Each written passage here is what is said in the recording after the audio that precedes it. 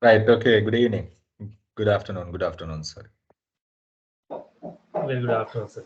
Good afternoon, sir. Right. We are coming into uh we are coming into a bit of a technical topic in sales. So which means the forecasting and budgeting. And actually, we are coming slowly into the latter part of the entire module, though y'all are still doing, when it comes to syllabus, I mean to say, though y'all still yet to submit the level 2 assignment. Um, so we are, I mean, the budgeting and the forecasting actually a module which is there at the latter part, the final level, but I'll be taking it since we are speeding up. And also at the same time, you all will have 2 more additional sessions once again on Wednesday and Thursday at the same time what we had last week from 7 to 9, just to cover up 2 more areas. And from next Sunday, my part is done. Then after that, you will be meeting, I think, Piumal Fernando or PLN Nayaka, either of these 2 subjects, maths or the legal side. So yeah, that is how it goes. PL will take couple of days, which means the entire June. He might take about 3 to 4 days sometimes, and Piumal will take once again 3 to 4 days. So you all have bit of a I might I might say tough call you will have to take to complete this in next few weeks. So, but anyway, it's good in one way to complete this the way the country moves forward. So get the qualification and take the decision. So very simple. So right. Okay. Now how many are there? How many are there? හරි 32ක් ඉන්නවනේ. So let's move on. Right, guys, the budgeting and forecasting, these they are in your LMS. You all can refer and remember there will be audio uploads very soon for each and every module that are there in LMS. So even you all can directly go to the LMS and refer each and every slides with the related audio clip related to the particular slide. So that benefit will be there very soon for you all, so that it is easy for you all. So the audio also will be there along with the slide, and that we are doing for our brand management thing. So, and we are trying to bring that for the sales management thing as well. So even if it is not there for you all for previous slides, you all can refer the classroom videos and note separately and get yourself ready for the exam. And hope you all have done the mock exam or the practice test by now, and make sure you guys are comfortable with it, and also make sure you guys are ready with all the profile updates in your LMS to face the final exam. And also I will upload 1 or 2 MCQ modules right after completing all the the sales management related topics, so that you all can continue and study. And once the law and the other 2, the mathematics completed, we will be adding some more from those 2 subjects also, so that the entire area will be covered, and you all will be okay to do your practice exams and get ready for the final one. And yet another assignment to become, don't worry, right? So and that also will be there for you all, right? So any issues with the assignment? I'm getting some I mean some good assignments I'm getting. I'm pretty happy for feedbacks. Some good assignments I'm getting. So which means we see some positive improvements more than the previous, this level 1. So which we really expect. That is what we are really expecting. So whenever you all need to get my consent, I mean my feedback on your assignments, make sure you communicate with me, and I will make sure that you get through, rather wait until the last moment. Sorry. So, right. Moving on with the forecasting and budgeting. All right. So, and y'all are here as salespeople. Can I get a raise hand? Anyone who is involving on the forecasting and the budgeting in your company, in your business? Anyone who is doing forecasting and budgeting?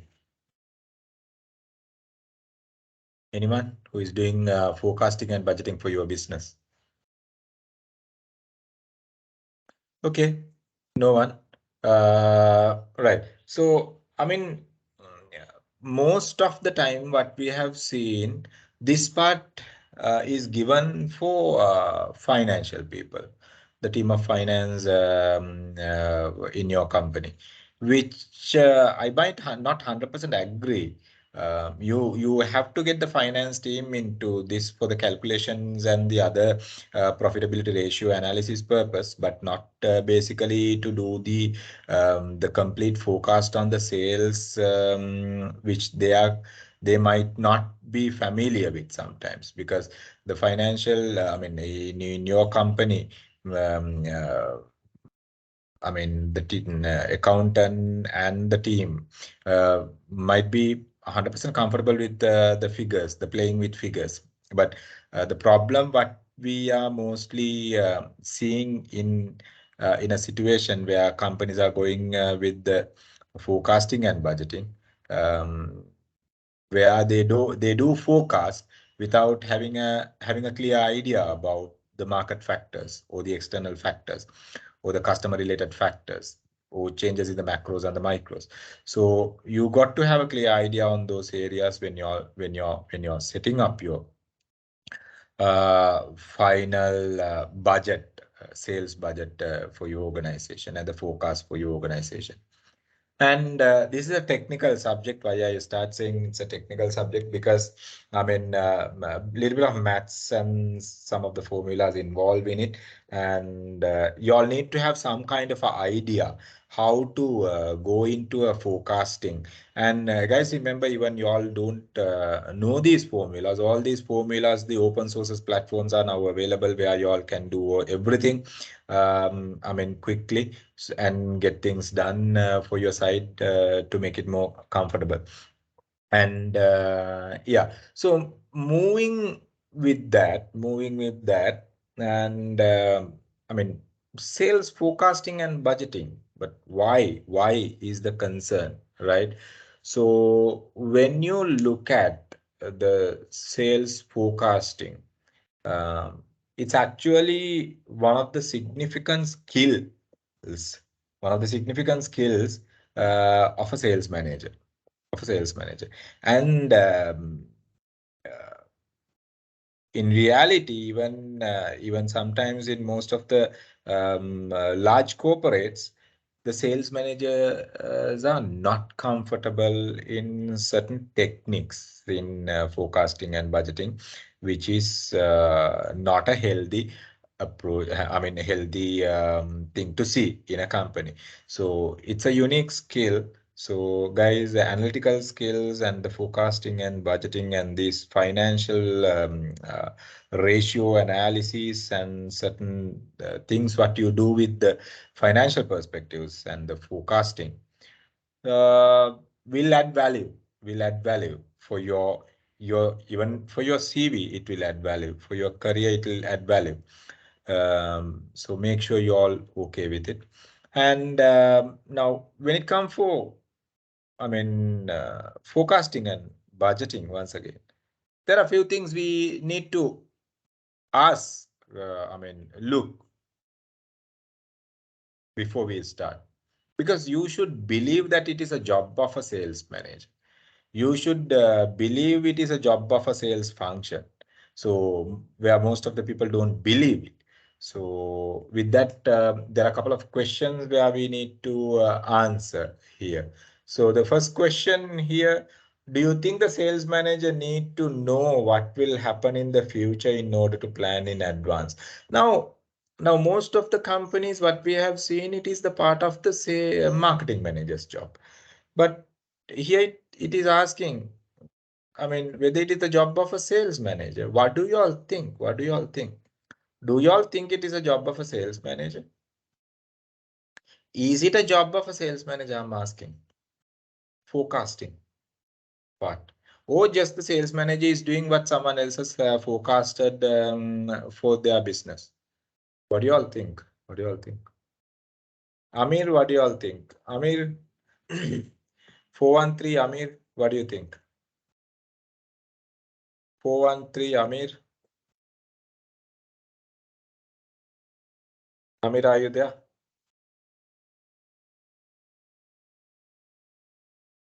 Amir, are you there? Yes, sir. What do you think? Where are you working, by the way? Yeah, I am working at RCM company, sir.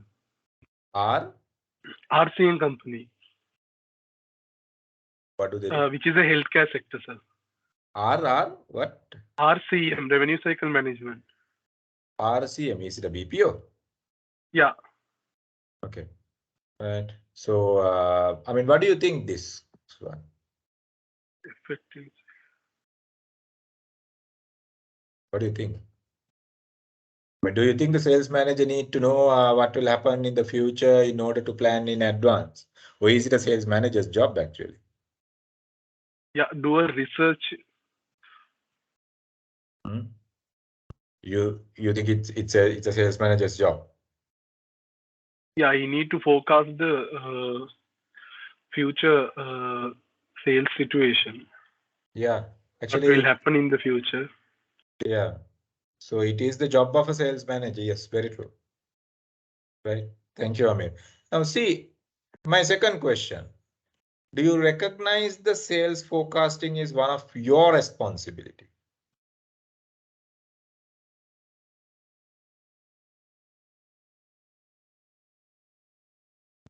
Okay, let's go for Nilanta 706. Nilanta. Yes, sir, definitely. I have to forecast and planning. As a salesperson, we need to give our forecast to the company. Then, Okay. Our contribution also very much needed to the company, sir. That's my view. Very good. What is your company? I am Convenient Foods Lanka, sir. Convenient CB. Food. Yes. Okay, super. So, I mean, see, do you recognize that sales forecasting is one of your responsibility? Obvious, no? Yes, sir. I mean, sometimes, I mean, companies getting I mean, it is a technique, it is a forecasting technique where the companies are taking details from the frontline sales force and total the same and take it as the forecast by adding some more figures. So, මොද අපි දකිනවා සමහරලාට sales කරන කට්ටියගෙන් front line එකේ හරි ඕගොල්ලන්ට forecast එක ඕගොල්ලන් බලලා කොච්චර grow වෙනවද කියලා කිව්වොත් උන් අනිවාර්යෙන් අඩුවෙන් දාන්න. ඔය තමයි reality එක. right? එතකොට අපි මොකද්ද කරන්නේ? එතකොට අපි පොඩ්ඩක් ඕකට වැඩි කරනවා. වැඩි කළා තමයි ඊට පස්සේ final budget එක හදන්නේ. මොකද sales executive එකට කිව්වොත් ඔයාගේ field එකේ ඔයාගේ area එකේ ඔයාට කොච්චරක් මේ අවුරුද්දේ ඔයා plan කරනවද කරන්න කියලා මෑන්ගේ ඔළුවේ තියෙනවා නම් අපි හිතමු 100 million කරන්න පුළුවන් කියලා. මෑන් කියන්නේ 75 million වගේ මට කරන්න පුළුවන්. right? එතකොට දැන් අපි හිතමු ගිය අවුරුද්දේ කරලා තියෙන්නේ last financial year if he has completed about 60 million as an example. Back of the company's top heads mind, they have, okay, year on year growth is much bigger than what he's actually communicating. And the macros and the micros, the changes in the macroeconomic environment is basically much bigger than the forecast what he is giving. So however they collect those ideas, right? Sometimes it is a technique. We'll be discussing that technique also later. And what do? They add some more into it and calculate the forecast. It is actually the job of the salesperson. It is actually the job of a salesperson. Very good. So when you look at, read the third question. Do you think that the purpose of a sales forecast is to plan ahead and go about achieving forecasted sales in what management consider to be the most effective manner? Now, what do we do here? We are forecasting for future now. We are forecasting for future, which means what? For next 3 months, next 6 months, next 1 year, next 2 years, next 5 years. So that is how we forecast, right? I mean, there are different forecasting technique what you will study at the latter part. So, I mean, purpose is what? To plan ahead, right? Now, if we know what will be the forecasted sales figure for next 3 months, we know, what are the strategies to be taken to increase that or acquire that. If we know the market potential and the sales potential, you will be studying those two words. Right. So, if you know the market potential and the sales potential, then you know what to plan, how to plan, and you know what strategies to be taken up to achieve those objectives. So the forecast. So it is anyway planning for future. So yes, it is planning for future. Then, do you think the sales forecast, what you prepare is in direct communication with overall business? Metana have a look on it, right? Make a overall business communication එකත් එක්ක තියෙනවද? Do you think it is important to have in that way? මේක අපි හැමෝටම කිය ඇවිදින්න ඕනේද? Right? Do you think the sales forecast what you prepare is in direct connection with overall business and the marketing plan of your organization? What do you all think? Do we need to tell this to HR manager? Do we need to tell this to the accounts department? Do we need to tell this to the supply and distribution team? Do we need to tell this to the R&D team? So do we have to tell this everywhere and go? What do you all think? What do you all think? Okay, let's ask Johan 416. Johan, are you there? 416. Johan, are you there?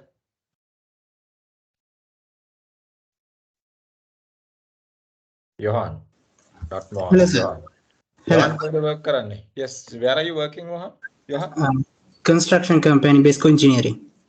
Besco Engineering, right? Okay, good. So now see here, what do you think this question? Can you see the screen? Yeah. Do you think the sales forecast what you prepare is in direct connection with the overall business and marketing plan of the organization? Do you think so? Or do they have separate plans? I think separate plans is better.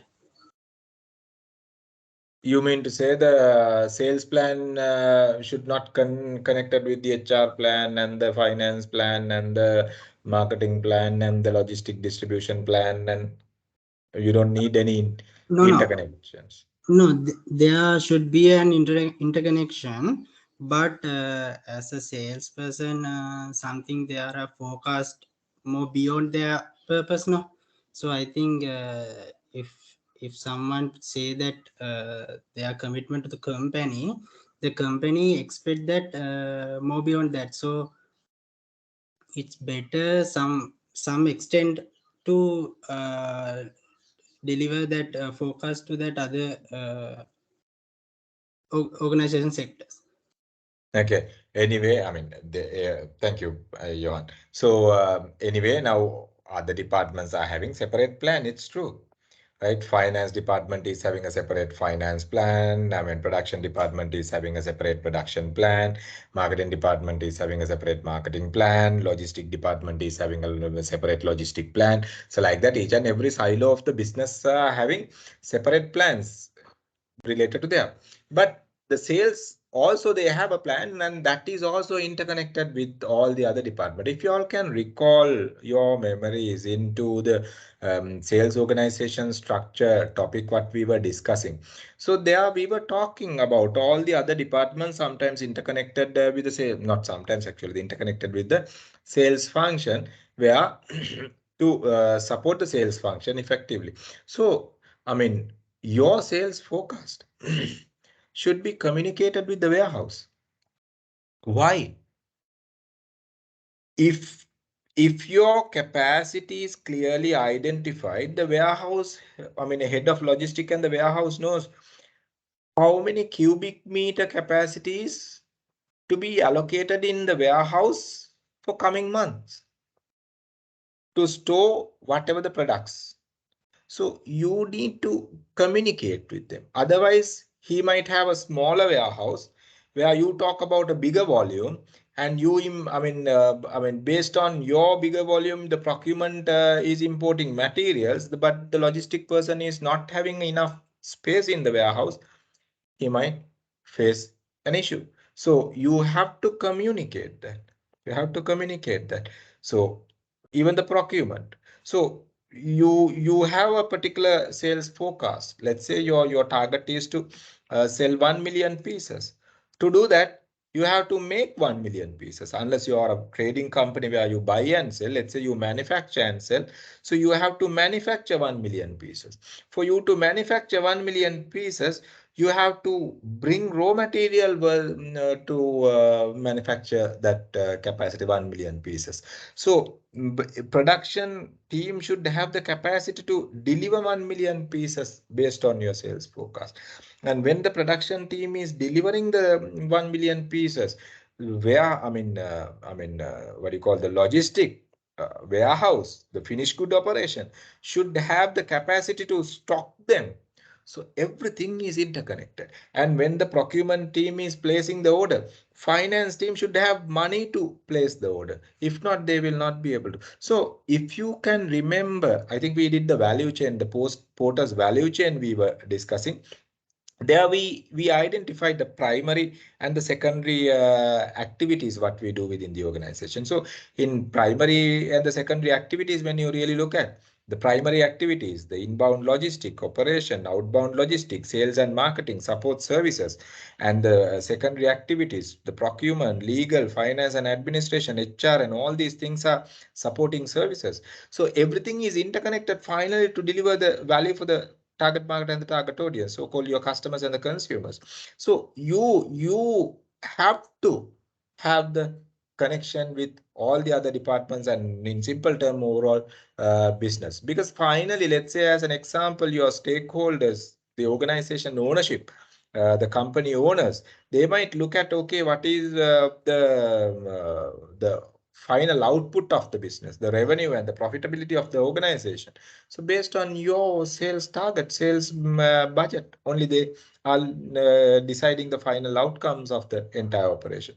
So of course, yes, we have to, sales forecasting and budgeting is not something what you can do without looking at the other departments in simple terms. Right.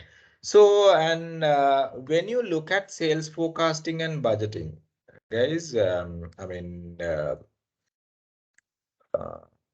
we need to handle it carefully, right?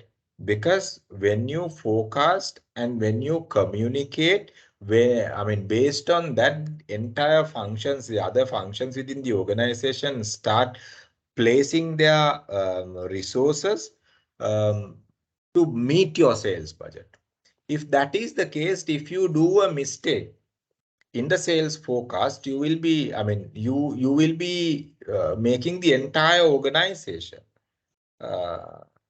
in a difficult condition. Let's say as an example, you over forecast.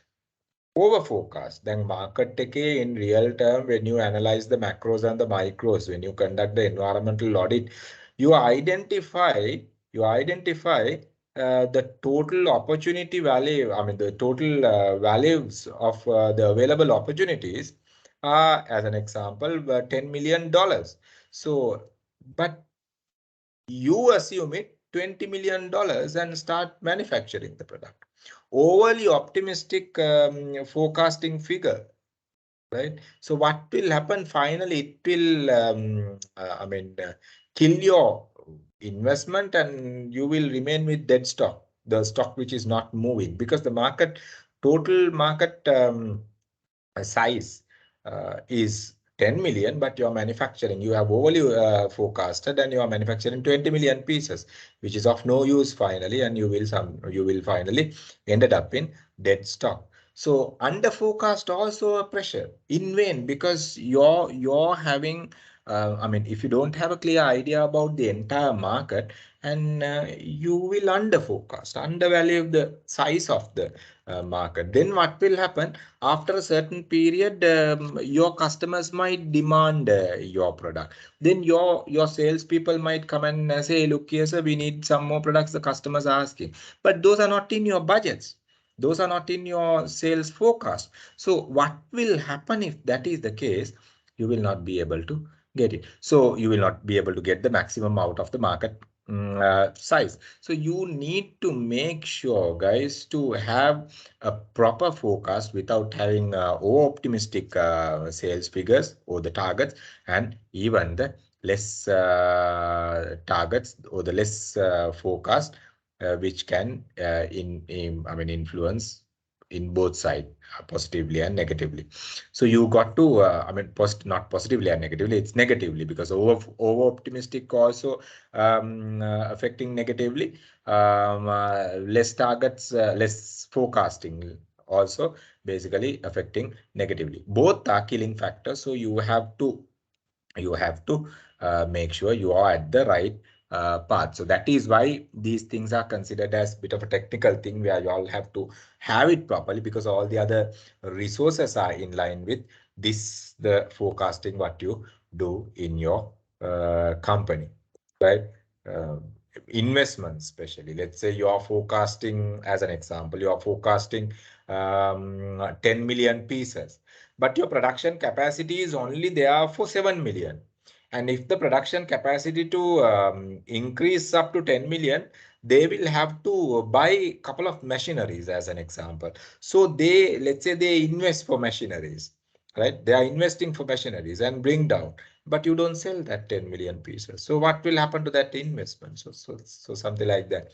So forecasting, you all have to do it properly. Otherwise, over forecasting or under forecasting, both are killers to the organization. So you have to study the market well and identify the real figures and go ahead with the proper forecasting to make it more effective in your business. So, when you look at the sales forecasting, right, situation like this, what we are facing, what do you all think? What do you all think?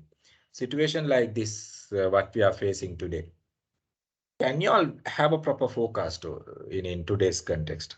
What do you all think? Can we forecast for next 3 months in today's context? Anyone? No, sir, it's very difficult, and it's so uncertain, all the condition, the dollar rate and everything. Like a very short term only we can do like forecast. Even I don't think even we can forecast for 7 days now. Exactly. It's very challenging. So we identify this pattern as a VUCA pattern. VUCA, VUCA, VUCA. Highly volatile, V, right? Highly volatile, right? Highly uncertain, U, uncertainty. Volatility is high because, let's see, petrol තියනවනේ diesel නැහැ, diesel තියෙන petrol නැහැ. දෙකම තියෙන එක දවසක්වත් නැහැ. Site ඔය විදිහට යනවා. right? ඩොලර් එක කොයි විදිහට කොහොම වෙයිද කියලා දන්නේ නැහැ. So volatile. It's keep on changing. The price fluctuations are high. Regulations are changing day by day. Even the government is not stable, right? Ministers are changing day by day. Today there may be the Prime Minister Ranil Wickremesinghe. Sometimes someone else might be there tomorrow. Highly volatile. We never know. Highly uncertain, right? So we need to identify these patterns, right? So, and ambiguity. We are not clear about what is the right answer for this. What is the correct pattern? We have to change it, right? And highly complex. Complexity is very high because, what answer is the correct answer has become a question right now. So complexity is also high. So the things are happening from all over the side. Now, if you go back to the COVID condition, that also the global pressure, and that also we identified that as the omnidirectional crisis. So certain crises are unidirectional. Unidirectional කියලා කියන්නේ එක පාටියකින් තව පාටියකට effect වෙනවා. එහෙම නැත්නම් තව එන්න පුළුවන් බයි ඩිරෙක්ෂනල් මේ පාටියකින් අනිත් පාටියකට අනිත් පාටියකින් මේ පාටියකට එෆෙක්ට් වෙනවා. but covid used to be an omnidirectional crisis. ඒ කියන්නේ covid එකේ issues අපිට එන්නේ කොයි පැත්තෙන්ද කියලා කියන්න බැරි වුණා. so organization එකෙන් එළියෙන් organization එකට එළියෙන් general public එකට public ළගෙන් macroeconomic environmental forces වලට හැම පැත්තකටම එෆෙක්ට් වුණා. so that is why we identified them as the omnidirectional. අපිට direction එක මොන පැත්තෙන්ද කියලා කියන්න බෑ. right ඒ වගේම තමයි current condition එකත් what we are facing right now. so this crisis though we see it as an economic crisis, and it is connected with all the other the crisis conditions in the country, because the medical is at a risk right now. So the health sector is at a risk because the crisis is over there. Domestic requirements is at a crisis right now because you and I struggle to fulfill the basic needs right now. So food, water, shelter is becoming a challenge right now. So there you see a crisis, and the companies are facing to maintain a proper healthy business output, and they are at a crisis. They are at an uncertainty right now. So this crisis right now, what we are facing, also, not only the COVID and this situation, also an omnidirectional crisis, thanks to the politicians who have been basically robbing the country up to the single dollar, right? So see, it is so challenging. Now, in a situation like this, when the market is highly volatile, highly uncertain, highly complex, highly with the ambiguity in nature, so can we do a forecasting is the concern. Of course, it is challenging. We are not in a position to do a long-term forecast. But short-term forecast, then again, short in the sense very micro level forecast. We can say for about 2 to 3 days we can forecast, but not more than that. Not more than that. So, and also at the same time, we can do very long-term programs, very long-term forecasting we can do, and we can set up, because to come up with a condition in this type of a nature, it takes years and years. So, to do that, we can have a long-term forecast, but it's very challenging to have mid and lower mid forecasting period, because highly volatile, highly complex, right, environment what we are facing right now. So that is a challenge for the sales managers to do that. So that is a difficulty in sales management and forecasting and budgeting, what you all need to know. But that does not mean you should not forecast. Whatever the possible time frame, we have to forecast and forward with that. And unlikely those days, the forecast what you do today might have to change tomorrow and redo it. Those days, let's say as an example, okay, even 2019, to a certain extent 2020, whatever the forecast we created at the beginning, we wanted to maintain till the end of the financial year. And the situations like terrorism, okay, was creating impact on the business. So the forecasting became issues for the industry. So all these factors are challenges for sales managers to do their proper forecasting. But then again, I'm repeating, but that does not mean you should not forecast and move forward. You have to have some kind of a forecast, keeping the tolerance along with the volatility in the industry. So moving forward, what are the factors that are influencing forecasting? Guys, making godak questions in my forecasting and budgeting since it's a technical subject. Even I think the last time there were a significant number of questions from this chapter. Make a ratio ready, make it questions per mane. So have a look on this and make sure you are comfortable. Samarata making may set to fail and because it is highly important for you all to focus on this. Give me 1 minute.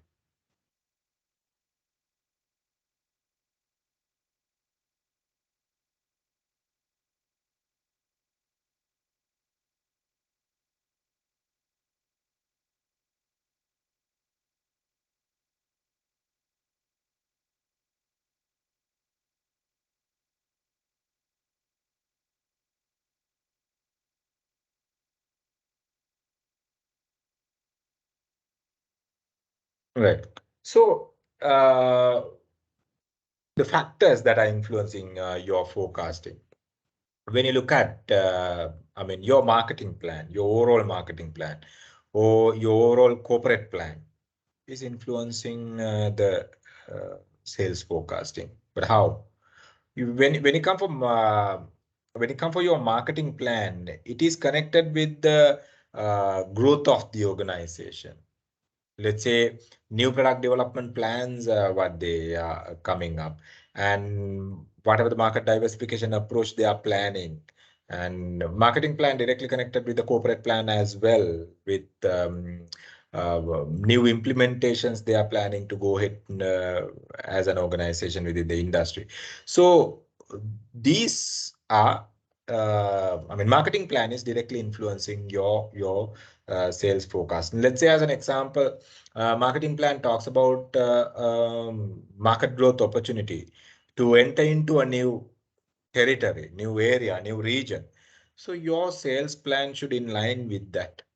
Your sales plan should in line with that, and make sure you reach that goals as well through your sales budget and the sales plan.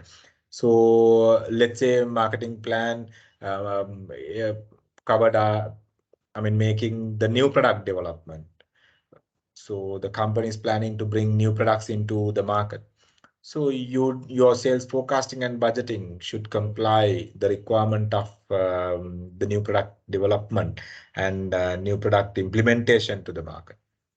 So kind of that. And conditions within the industry, macroeconomic environmental conditions maybe, and the industry conditions in the sense the microeconomic environmental condition. Now, let's say as an example, the number of competitors that are entering into the industry. You identified the microeconomic environment is getting highly competitive, so that is affecting your final sales output.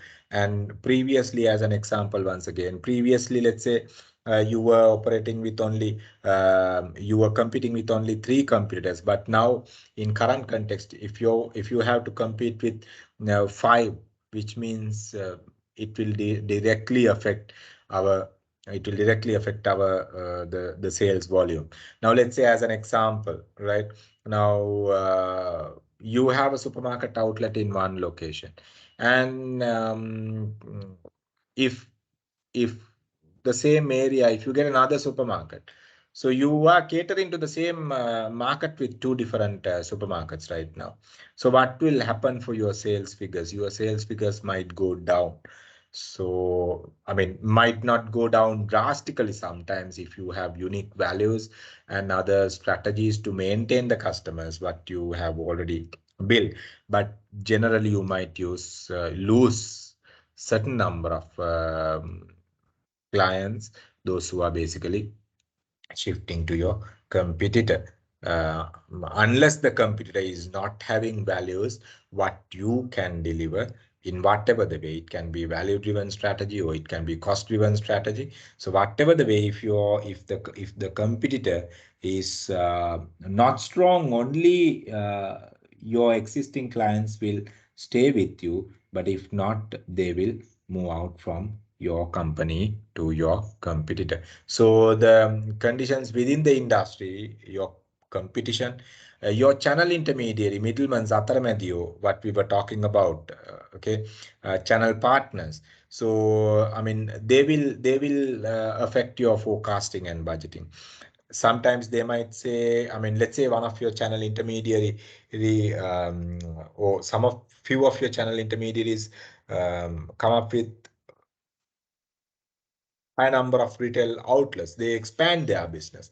So when they expand their business, they need your products and services. So in that case, you can expand along with them, which means their growth or their decline will either positively or negatively affect your business. Let's say you identified most of your retailers close down the operation. In current context, if you really look at, most of the bakery owners have closed down their operation. Most of the small time, the micro level businesses have closed down their businesses. So what if your if your company or if you are one of the supplier for them, then it will affect for you because those businesses are no more available for you to sell your product and services. So the microeconomic conditions, which means the conditions within the industry, affecting your forecasting and budgeting. And the customer, now in current context, the customers are mostly focusing on the essentials, other than the people, those who are at the upper income level. I mean, we identified the moderate income level and even the lower income level people highly focus on fulfilling the essentials and the basic needs due to the current economic conditions. So in that case, we identify sometimes in certain industries the demand for products in certain industries have gone down. So because of that, finally it affect your sales forecasting and budgeting. I mean, these conditions, the people don't have disposable income to buy your product. Let's say you're selling luxuries. Anyway, your demand will come down because most of the luxuries, decision towards the luxuries are taken based on the disposable income. The disposable income is the remaining income for you to go for another need satisfaction. Let's say you are earning about 500,000 rupees a month, and you spend all your comfort 200,000, and remaining 300,000 is there. Then you think of, okay, I can do something better to make my lifestyle, make changes in my lifestyle. So you go for luxuries, unless you are blessed with finance, like the upper income level segment. For them, of course, okay, they might go ahead, I mean, without having much deviations, but the moderate income level audience and the below might consider, depending on the disposable income, the remaining income, even after saving some amount for their future benefits, then they will go for this. So the microeconomic condition, your supplier, let's say as an example, your supplier fail to supply. Now, what has happened in most of the time, the companies, those who are importing, in small scale importers have got affected due to this the regulation where suppliers have stopped supplying the products on the credit condition. So because of that, those things might affect. So I mean, which means your microeconomic conditions and even the macroeconomic conditions, right, are influencing the forecasting approach. So the market condition is that the macroeconomic condition we can say, and the microeconomic condition in total we can say. The market condition influence the forecasting and the budgeting, and the general business conditions, right? Obvious, right?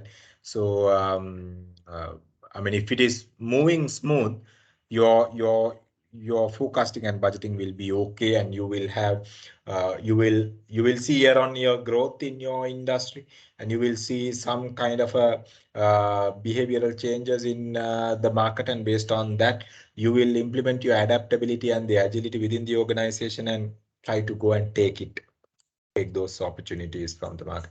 I think, I mean, but I mean, in this condition, current context, we don't see much of those opportunities, but generally these are the conditions, but we can see the factors that are influencing the forecasting effort of your sales organization or the company. So any question, by the way? Anyone is having any question? Sir, Yeah. this presentation will be uploaded to LMS, or this goes separately? No, this is uploaded in LMS. This is already there. Right, okay, sir. Thank you, sir. Anyone else? Any more questions?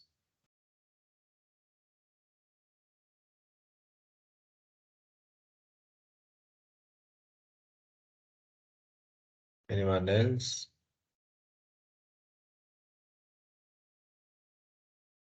Right. So moving on, when you look at the forecasting, there are two main points we need to identify, because I mean, sometimes without having an idea about these two terms, you will forecast incorrectly, right? One is the market potential and the other one is the sales potential. So what do you mean by the market potential? The market potential means the total size of the market, total size of the industry. Now, but you can't cater the entire market. You can't be the sole supplier because there are so many other vendors available in the industry. But totaling all the supplies or totaling all the demand in that particular industry, we identified that as the market potential. මේ market එකේ මේ industry එක ඇතුලේ තියෙන total capacity එක මොකක්ද? මේ companies ඔක්කොම එක්ක වෙලා cater කරන capacity එක මොකක්ද කියන එක තමයි we identified as the market potential, right? Market potential. So, but let's say as example, you talk about the sales potential, right? Sales potential. So sales potential means what your organization can do in that particular industry, right? So, I mean, let's say if the market potential is, if the market potential is 1 million pieces as an example, hypothetical figure, your sales potential can't be 2 million pieces. Your sales potential may be about 500,000. Why? Because the market potential is bigger than your sales potential. So you got to identify it. These are the things where you incorrectly focus sometimes. You go behind certain things and identify the market potential as your sales potential, and you overly target sometimes. Or else sometimes you under budget. You do under budgeting, which means the budgeting below the sales potential, the real sales potential, without having a clear idea about your capacity and everything. So these are two words where you have to remember, and even this can be tested in MCQs also, right? So sales potential refers to the maximum share, the percentage of market potential. Company එකට ගන්න පුළුවන් maximum percentage එක total market potential එකෙන් that an individual firm reasonably expect to achieve. So and here if you do a sales potential without having an idea about market potential, you will see a huge loss sometimes from the sales what you do, and we call it as a strategic drift. That theory is not there under your. So market potential is like this, but the sales potential what you're targeting like this, but you can go like this, but you're forecasting like this. So you see a huge gap here. So incorrect sales potential, incorrectly identified sales potential will kill your business. And remember, market potential will be same as the sales potential in a situation where, what type of situation? Market potential and the sales potential same. For what type of companies? Market potential and the sales potential same. For what type of companies? What type of market potential එකයි sales potential එකයි එකම වෙනවා. පොඩි change එකක් වෙන්න පුළුවන්, but what type of market situation? What type of market structures we see? What type of market situation? Who holds like a sole agency, sir? Okay. They are the only people who had the product available in the country. Okay. Tobacco, sir. Cigarette. Yeah. Who is that? 504? What's your Umesh. name? Ramesh. Okay. Ramesh, you are from which company? Stasons Export. Okay, good. So yeah, it's like this. The tobacco, we can say the monopoly market by looking at the market structure. Here what you said is okay, but the economic term we can say the monopoly market. When there are no other suppliers, you can't say okay, you have the substitute products. But monopoly market is the market where one bigger player is operating the entire market. So that type of situation, the market potential and the sales potential is somewhat same. Yes, as you very correctly said, yes, tobacco is coming under that category anyway. So you can see as one single company, they are catering to the market. All right. So sales potential and the market potential, identify the two words because it can be tested. It can be tested. So when you look at the time period of forecasting, we identify the short-term forecasting, we identify the mid-term forecasting, and we identify the long-term forecasting. But depending on the industry, once again, this time frame will differ. Depending on the industry, the time frame will differ. So the short-term forecast in the construction industries differ from the short-term forecast in the FMCG industry. Short-term forecast in the shipbuilding industry is completely different from the short-term forecast on the construction industry. So you got to identify the time frame. But whatever the industry you look at, we have short-term, mid-term, and long-term forecasting patterns. Sometimes you might not do mid-term forecasting, but you might have short-term and the long-term. Sometimes you might not do short-term forecasting. You might do mid-term and the long-term. But generally, we look at all three for the for the safe side and for the the benefit of the organization to get the maximum out of it. Because let's say, as example, you identify the long-term forecast. Long-term forecast for next 5 years as an example, right? Next 5 years as an example.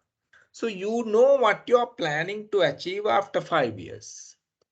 So if you are to go to that, what do? You roll back the carpet to the current context. අපි උඩටම ගිහිල්ලා carpet එක පල්ලෙහාට roll කරලා දානවා වගේ වැඩක් කරා නම් රයිට් අපි අතන්ට යන්න නම් රයිට් ඕකේ මේ ස්ටෙප්ස් ටික මෙතනට ගිහිල්ලා then based on the long term forecast you split the forecast into few mid-term forecast and the budgets. So based on the mid-term forecast, you split the mid-term forecast and create few short-term forecast to achieve the mid-term forecast. So it goes like that. It goes like that.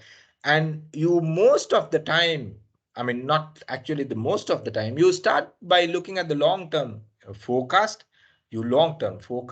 and then you scatter the short-term, mid-term and the short-term. But in a situation in current context, in a situation like this, you might look at the long-term forecast after about 5-6 years time, but you might not bother about mid-term forecast. You might look at very short-term forecast and go ahead. Because the market is VUCA pattern, volatility, uncertainty, complexity, and the ambiguity pattern.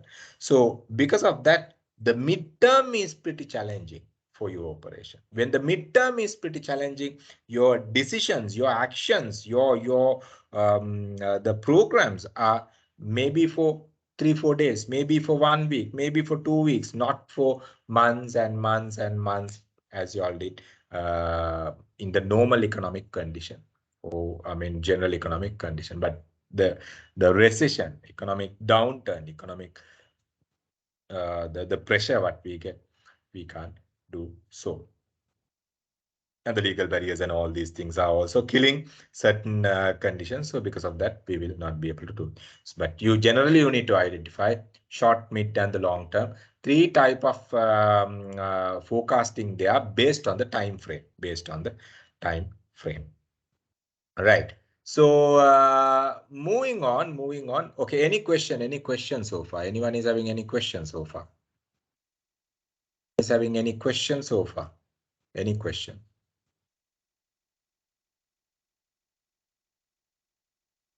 Right, moving on, okay. We were talking about, anyway, there are many other business functions within the organization directly connected with the sales organization structure. Rather budgeting, right? When you do, when you look at the sales organization structure back, you can identify it. So sales budget, as I said earlier, connected with the production planning. Because when the sales manager said, the national sales manager said, the head of sales manager said, my numbers are this. So the production should get themselves ready to supply the volume. Otherwise, head of sales might comfortably say, I was asking, they didn't go, supply. So what can I do? So ball passing, right?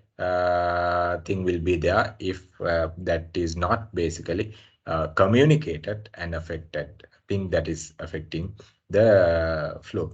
So purchasing, once again, as I said earlier, they will not purchase the expected volume unless the forecast is connected properly. Human resource, the recruitment and training, they might not recruit the sales force, they might not recruit the coordinating team, they might not recruit the whoever the direct and indirect support functions to facilitate the sales function if they are not basically communicated communicate the sales forecasting and budget. The finance and administration.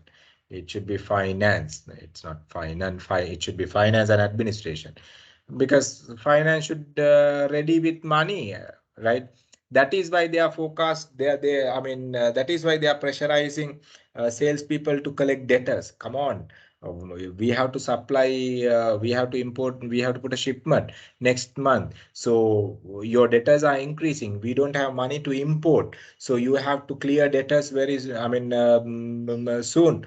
Right. So like that, they are pressurizing you all, because the finance and administration team, imports and logistic team should get themselves ready to cater your expectation. So that is there. Research and development, once again, the research on the customer expectation. Now the head of sales might say, look here, I need to sell this amount. So you just do a research and see whether our avenue is okay, whether any modifications to be done, whether the market is really concerned on these areas. So it is connected. It is connected. Advertising and promotions, right? When you talk about the volumes, you need to talk about the communication strategies, because the volume is a result of a communication strategy finally you do within the organization. So if that is the case, so you need to look at your communication strategies within the organization and see, maybe let's say, okay, the retail hoardings maybe, counter displays maybe, retail racks maybe, dealer promotions maybe, partner promotions maybe, whatever the trade promotions, whatever the consumer promotions are, depending on the volume forecasted by the sales function, the sales budget finally. Logistic and distribution, as I said earlier, number of lorries to be purchased, number of mini warehouses to be open. So it's depend on how the sales forecast is created by the head of sales and the sales managers within the organization.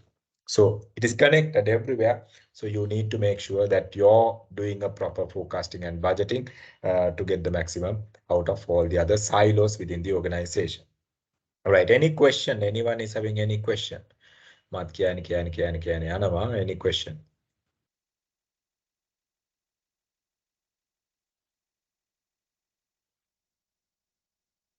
Anyone is having any questions? Are the power cuts there? Are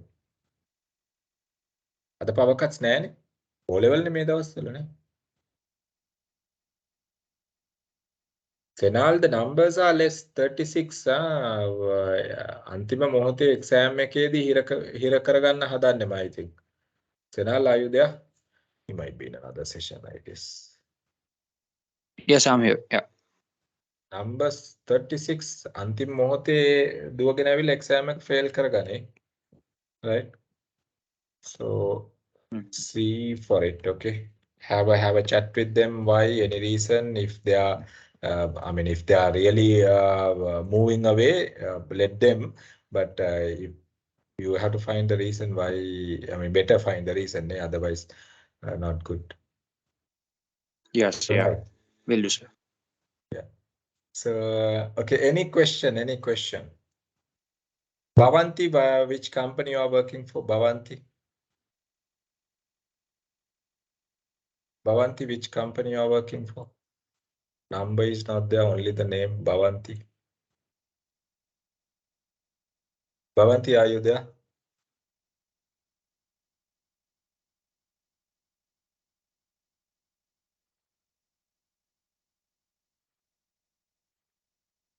Okay, 443, are you there? Ranindu. 443, Ranindu. 443, Ranindu, are you there? Four, 4, 3, Ranindu, innada? Monkey.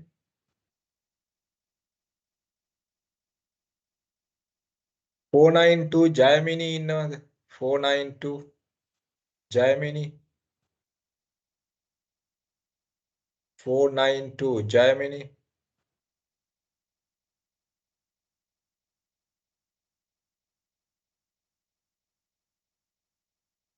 492, Jayamini, are you there? 502, then next 502, Hashini, are you there?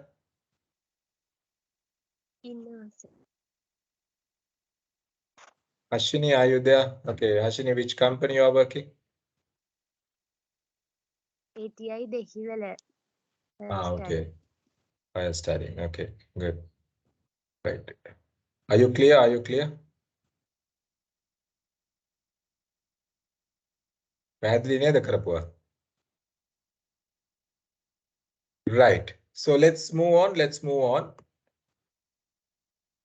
Let's move on. Right. Now, the type of sales forecasting techniques. Now we are coming into the sales forecasting techniques, right? How are we going to do the forecasting part? So there are two main type of forecasting techniques. One is the qualitative sales forecasting method, and the other one is a quantitative sales forecasting method. So when it comes for qualitative sales forecasting method, we see most of the forecasting approaches are taken based on the what you call non-quantifiable or what do you call it, using discussions, using judgments and all these things. So, and we call it the judgmental method also. Qualitative approach, there's another word we use, the judgmental method, where we do not go by statistical calculation. Okay, the statistical calculation to come up with the sales budget, but the data collection, the forecasting figure, I mean, the information collection is more towards the non-statistical approach we are looking at for forecasting. So even the guy who was talking previously about them, their involvement in preparing the sales forecast, and he said, okay, he's also preparing the forecast for the given territory. And similarly, all the other sales executives might do the same thing and prepare the sales forecast in their silos, in their territories, or in their regions. And after that, everything is connected. So that, of course, we can identify it as a qualitative approach, the discussion pattern and all these things. And the quantitative one, basically the mathematical module we are using, right? So, I mean, certain formulas we are using, the regression, the correlation, coefficient calculation, and all these things we can identify it as the quantitative methods what we use for forecasting purpose. So now let's look at one by one. Let's look at one by one. What are the techniques we can discuss under the qualitative sales forecasting, and let's look at what are the techniques we can consider under quantitative sales forecasting techniques. Right. So let's move on with this qualitative sales forecasting technique. Qualitative sales forecasting technique. So how are we going to forecast? By using the qualitative method of or the judgmental approach of sales forecasting. One is the consumer survey. Right? So and one more thing. Then මෙහෙම කරා කියලා දැන් consumer survey එක කරා කියලා අන්තිමටම numbers එන්නේ නැහැයි කියන එක කියන්න එපා. අන්තිමටම numbers එනවා. forecast එක figure එක කරන්නේ අපි numbers වලින්. approach එක මම කියන්නේ. So the approach we are talking about here. So you go and talk to the sales, your target market and the target audience, and talk about their future, the potential behavioral changes which might occur, which might affect your product sales.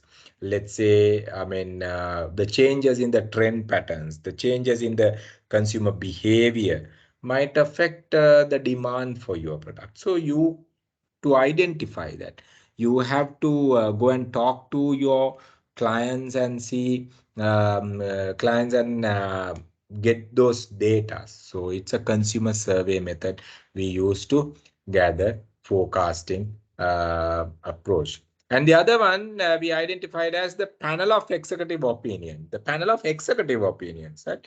So when it comes to panel of executive opinions, we consider that as it is kind of a discussion among specialized set of people in the given industry. Specialized set of people in the given industry. So specialized set of people does not mean only the outsiders. So you might have outsiders and as well as the in-house team to provide these opinions. So they are well experienced about this subject what we are going to talk about, and they have all the resources, they have all the capacities to provide their opinion, and we collect those opinions and then take the final decisions about the forecast what we can do. And we might ask, okay, based on the current context, as an example, hypothetical approach, if we really look at, we might ask, okay, based on the current context, what do you all think will happen to the consumer demand for next 3 months? So we are asking from the executives, which means the people, those who can influence, those who are knowledgeable, people, those who are having industry experience, to get their opinion. So we identify that approach as the executive opinion. And the other one, the Salesforce composite method. Salesforce composite method is the one that I was talking about, collecting from the sales executives the way they can do, the amount of volume they can do, and the value they can do. Based on that, by taking all the figures, they compile and prepare a final figure which can be considered as the composite approach of sales forecasting, the composite sales forecast approach.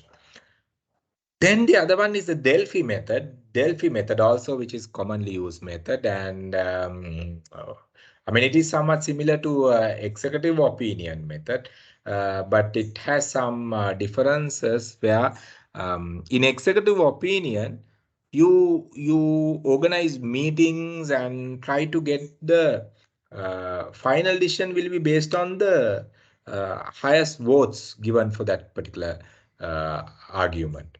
Let's say හිතුවොත් එහෙම executive opinion discussion එකේදී, so ගන්න decision එකකට කියන right, okay, we will do this much, we will take this figure as a final sales figure. So you're at the meeting and you might get the opinion from the people, and some might say yes, some might say no. So if it is highly favored, then they will take that particular decision. But Delphi method, the difference between the Delphi method and the executive opinion, right? Difference between the Delphi method and the executive opinion, the main difference, in Delphi method, they don't meet in meetings and go for the highest vote. They will provide their ideas, and finally, based on them, the decisions are taken. Based on them, the decisions are taken. So the product testing and the test marketing, another forecasting approach.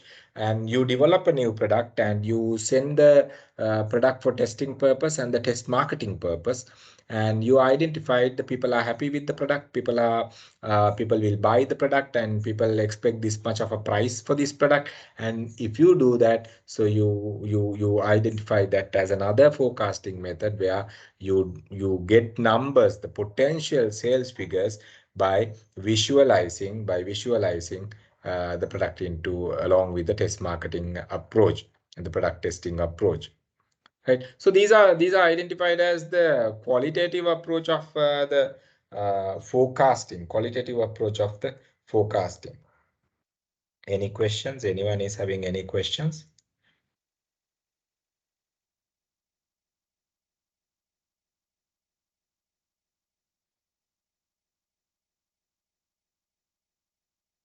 Okay. Yeah, Hiranta, you can ask the question. You can ask. Yes, just to clear small confusion. Under the sales organization structures, we spoke about functional sales organization and hybrid one. So under Yes. the hybrid one, we were like mainly talking about multinational companies. But that also like we were discussing about functional operations. So then the functional sales organization also going under functional. What is the main difference between these two, sir? I couldn't get you. I couldn't get your question properly. It's like this now. In the hybrid sales organization, we are mainly talking about multinational companies like that also operate in a functional level. Many functions will be there, many heads will be there, something like that.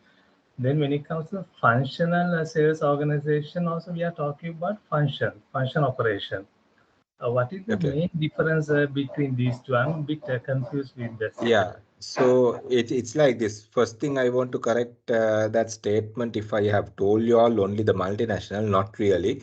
So the hybrid organization structures we see when the company is getting bigger and bigger, right? So larger companies, we see the hybrid sales organization structure, and actually not only the larger companies, even in the mid-range companies, we see the hybrid sales organization structure. Right, hybrid sales organization structure in the sense, okay, top you might have functional approaches, right? I mean, financial function, then the production functions, the logistic functions, the sales function, research and development, and all these things. Top layer categorized into functions. And the second layer might be the geographical approach.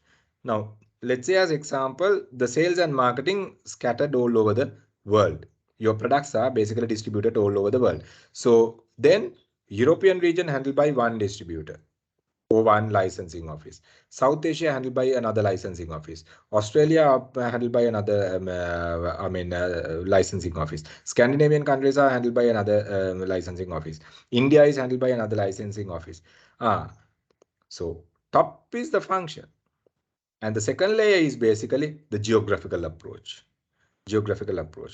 Then under that particular geographical region, you might sometimes categorize into the product base model. So in this geographic, these are the major product portfolios talking about, and the B2B products, the B2C products, and the B2B, these are the products. So like that. So that type of approach we identified as the hybrid in the sense combining two or more, mainly the activities or the types. But functional approach in the sense mainly focusing on the functional perspectives. Now, if we take as an example once again, so the companies having let's say sales function operate separately, the marketing function operates separately, and the distribution logistic functions operate separately, and the finance function operates separately. So those functional approach talk about separate department heads are there, and at the same time the sales function is also there, where they are focusing on the sales, sales and distribution, other activities. Here and there you might have some kind of a connectivities. Let's say finance might not directly influence the sales function, but marketing and logistic might connected with the sales function. So there you don't talk about the regional and all these things, but here the functions. පැහැදිලිද? Okay, sir. Very clear. Thank you so much. No problem. Any more questions? Anyone is having any more questions? So I have a question. Yeah, Joe.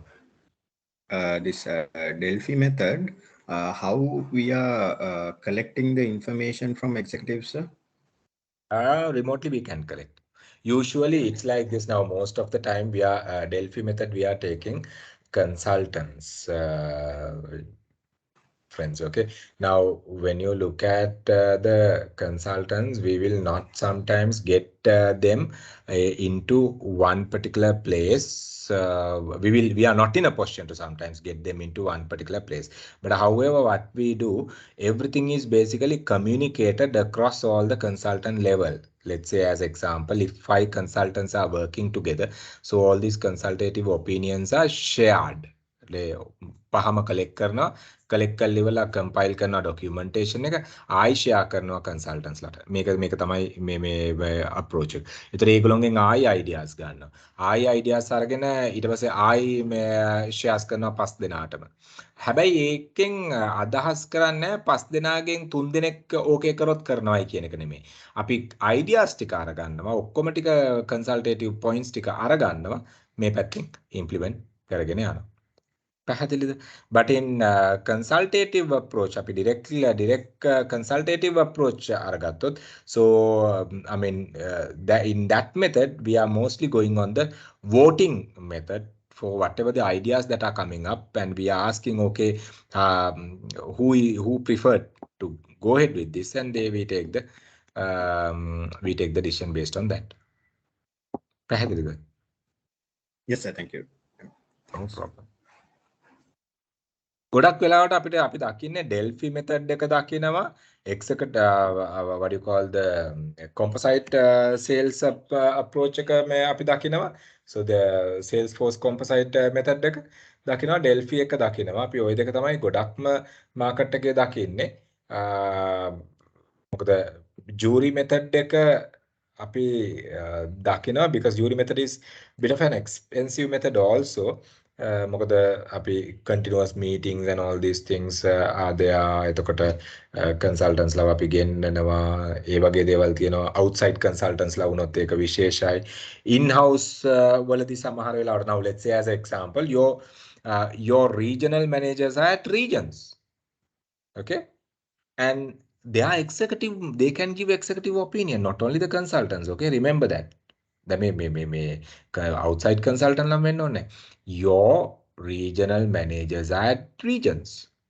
We get their opinions, but we don't bring them into one particular place and go for a voting. We collect all the data, we collect all their opinions, and we design our budgeting and the forecasting part, and that is Delphi approach.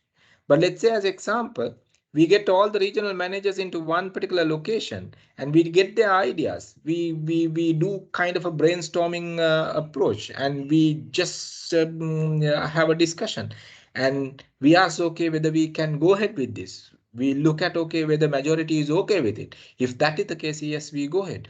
And that is the panel of executive opinion approach. Slight different way nammala podi difference තියෙනවා. Right? So I mean, if you ask, okay, what is the best, I can say, I mean, bold answer depend on the industry. Now, if the executives are there at different countries, how can you bring them? Okay, of course, you can say we have all the technology to get them into one platform and talk. True, but I mean, like the decisions. I mean, do we really need to take their final voting thing to implement the decision? If not, we can just go ahead. You get what I'm saying? So sometimes you might sometimes struggle to compare and contrast the difference between these things. So very slight difference, and when you're really implementing, so it occurs. Cleared? Anyone is having any questions? Yes, sir.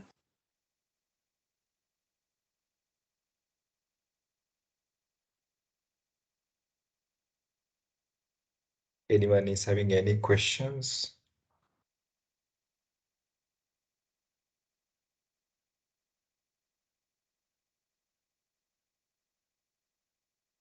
Right. Now we are coming into the quantitative forecasting approach on the formula right? Now there are some more, but under your syllabus, I think 2 or 3 are there, right? So time series, I mean quantitative, the mathematical formulas we are looking at. So under that, there are two main approaches we identified along with the time series analysis, and the other one, the causal technique. The time series analysis mainly focus on the time periods, cyclical calculations like මාස 3න් 3ට මාස 3න් 3ට මාස 6න් 6ට මාස 6න් 6ට calculate කරන විදිය අර ඒ වගේ methods වෙන්න පුළුවන්. එහෙම නැත්නම් whatever you are considering a particular timeline. So I mean when you are deciding the budget, and that is okay if the market is not so volatile, but in a situation like this you can't, because if you really look at the period started with COVID, and even before COVID, that Saharan's attack, if you really look at, after that continuously different changes that was affected affected each and every industry. So frequency of changes in the industries are fast, and I mean it's not stable. So because of that, if it is not stable, the time series analysis is not basically a healthy approach, because your time frame will be very limited. And the other one, the causal in the sense the cause and effect, හේතුඵල කියන එක අපි ගත්තොත් එහෙම. If one thing is happening, what will happen to the other thing? So if something called independent variable, and there are two variables we are looking at. One is the dependent variable and the other one is the independent variable. So if something happened to the independent variable, what will happen to the dependent variable? If the dollar rate goes further, what will happen to the final price of the product? So if the dollar rate stabilize, what will happen to the amount of imports coming into the? So dollar rate is basically the independent variable, being the dependent variable is either imports or the expenditure or whatever the things you can talk about. So under causal effect, right? Under causal method, we look at two parameters, the movement between two parameters in a given condition. අපි ගත්තොත් එහෙම අපි කිව්වොත් එහෙම අපි හිතමු convenient එක වැඩි වෙනකොට මිනිස්සු purchase කරන ප්‍රමාණය වැඩි වෙනවා. So convenient එක අඩු වෙනකොට purchasing ප්‍රමාණය අඩු වෙනවා. price එක වැඩි වෙනකොට purchasing ප්‍රමාණය අඩු වෙනවා. price එක අඩු වෙනකොට purchasing ප්‍රමාණය වැඩි වෙනවා. Right? So examples මම කියන්නේ. So something like that. Nutritional level එක වැඩි වෙනකොට purchasing වැඩි වෙනවා. Nutritional level එක අඩු වෙනකොට purchasing අඩු වෙනවා. Taste එක වැඩි වෙනකොට purchasing අඩු වෙනවා. Sugar වැඩි වෙනකොට purchasing අඩු වෙනවා. හැම එකක්ම වැඩි වෙනකොට මේකත් වැඩි වෙනවා කියලා කියන්න බෑ. ඒතකොට negative condition එකට turn වෙනවා. I mean when the sugar ratio is increasing, right? Sugar rate is increasing. Sugar කියලා කියන්නේ blood sugar නෙමෙයි. I mean to say මොකක් හරි product එකක තියෙන sugar level එක වැඩි නම් so consumer demand will go down. So something like that. So causal technique, in the sense you are talking about the measurement between two parameters. So we can see the regression analysis there, we will discuss, and the time series analysis. අපි කතා කරොත් දැන් මේ පළවෙනි එක. Under time series analysis we talk about one called moving average. අපි average එකක් ගන්නවා, but moving average, A average එක continue කරනවා cyclical period එකකට. So that is another one. So moving average, we further go into exponential smoothing technique. ඒ කියන්නේ මේක moving average එක තවත් smooth කරලා අපි අරගන්නවා. So that approach we are talking about, the exponential smoothing approach, and the other finally once again the time series analysis. These all two are time series analysis method. And අපි කතා කරමු ඊළඟට. And the other one, the regression, which we talk about the causal technique. මේ නම් ටික මතක තියාගන්න MCQs වලට මේ නම් වෙනවා so that you can answer. So let's look at one by one. මෙතන බලන්න, right, now the moving average technique, when you really look at, right, average කියලා කියන්නේ මොකද්ද? It's kind of a mean, no? මධ්‍යනය average එක අපි මධ්‍යස්ථය කියලා කියන්න පුළුවන්. So මධ්‍යන්‍ය කියලා කියන්න පුළුවන් mean එක. එතකොට I mean look at the way it has calculated. So I mean there can be a formula in the sense the table like this and ask you all to fill this. Ask you all to fill this. So අන්න ඒ වගේ questions එන්න පුළුවන්. So look at this table, right? Moving average table, and you look at the couple of years here. Now මේකම අපිට කරන්න පුළුවන් year sign කරලා quarter එකක්. First quarter, second quarter, third quarter, fourth quarter. ඊළඟ financial එකේ first quarter, second quarter, third quarter, fourth quarter. එහෙම යන්නත් පුළුවන්. We can identify whatever the time period there. Okay. So what do? You are taking the moving average of 3 consecutive time periods. මේ පළවෙනි තුන එක්කව කරලා බලනවා total එක මොකක්ද කියලා. ඒ total එක 3ෙන් බෙදලා බලනවා. මොකද අපි 3යිනේ එක්කව කරන්නේ. ඒ 3ෙන් බෙදලා average කරලා බලනවා. Right? What will be the forecast in 1990? I mean අපිට ගන්න පුළුවන් ඊළඟ forecast එක කොහොමද කියන එක. So like that මේ pattern එක identify කරගත්තට පස්සේ, right, මේ pattern එක, now you look at the last column, මේ pattern එක identify කරගත්තට පස්සේ, once you identify this pattern, you can prepare a graph. You can prepare a graph and see what will be the moving average in next time slot. එතකොට මේ moving average එක අපි ගන්න කාලපරාසයේ the amount of time, how strong in the sense how long කියන එක මත මේකේ accuracy එක වැඩි වෙනවා. accuracy එක වැඩි වෙනවා. ඒ කියන්නේ අපි ගොඩාක් කාලයක average එක අරගත්තොත්, so the accuracy, because we are finally okay, exponential smoothing වලට අපි යනකොට so when we look at the exponential smoothing one, මේක අපි මේක ඊළඟ step එක මම කිව්වේ exponential smoothing වලට අපි යනකොට මේක අපි graph එකකට ගන්නවා. graph එකකට අරගෙන බලනවා මේ වැඩි වෙන pattern එක ආවට පස්සේ එහෙනම් මෙතනින් එහාට අපිට data නැහැ. Look at this, after 2004 we don't have data. So what do? We take the exponential smoothing approach to continue the graph to the next level and identify the forecasted figure. So these two are interconnected. So the moving average method is this approach, and you can even look at in the way the percentage how you have increased. මෙතනින් මෙතනට කොච්චර percentage එකද, මෙතනින් මෙතනට කොච්චර percentage එකද, මෙතනින් මෙතනට කොච්චර percentage එකද, ඒ වගේ අරගෙන ඇවිල්ලා ඔයගොල්ලන්ට decide කරන්න පුළුවන් මෙතනින් මෙහාට කොච්චර percentage එකක් ගිහිල්ලාද ඊළඟ year එක එන්න පුළුවන් කියන එක. So all these are based on the averages or the mean values. අපි ගත්තොත් එම මධ්‍යන්‍ය අගය අරගෙන තමයි අපි calculate කරන්නේ ඊළඟට කොච්චරක් වෙයිද කියන එක. දැන් අපි හිතමු උදාහරණයක් විදිහට පළවෙනි මාසේ 100ක් විකුණනවා, දෙවෙනි මාසේ 200ක් විකුණනවා, තුන්වෙනි මාසේ ආයෙ 150ක් විකුණනවා. එහෙනම් මාස තුනම විකුණලා තියෙන 100යි 200යි 300යි 150යි 450යි 450 අපි තුනෙන් බෙදුවම එක මාසයකට ඇවරේජ් එක එන්නේ 150යි. එහෙනම් ඊළඟ මාසේ අපේ රේෂියෝ එක මොකක්ද කියන එක, අපි අපේ ඇවරේජ් එක මොකක්ද කියන එක දන්නවා. ඒතර ඒ ඇවරේජ් එක අනුව we set the figure about them, right? So that is how we are looking at the moving average technique. පැහැදිලිද? Before I move on,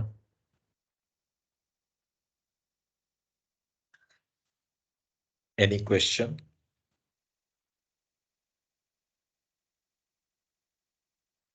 Anyone is having any question? Anyone is having any question?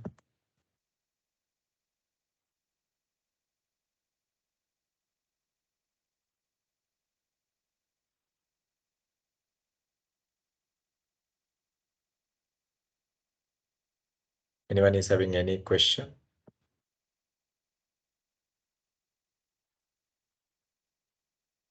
I will show you all a graph of exponential smoothing one. I'm just googling it. Make it make him pass once I stop sharing the screen, I will. Okay, wait till screen share now.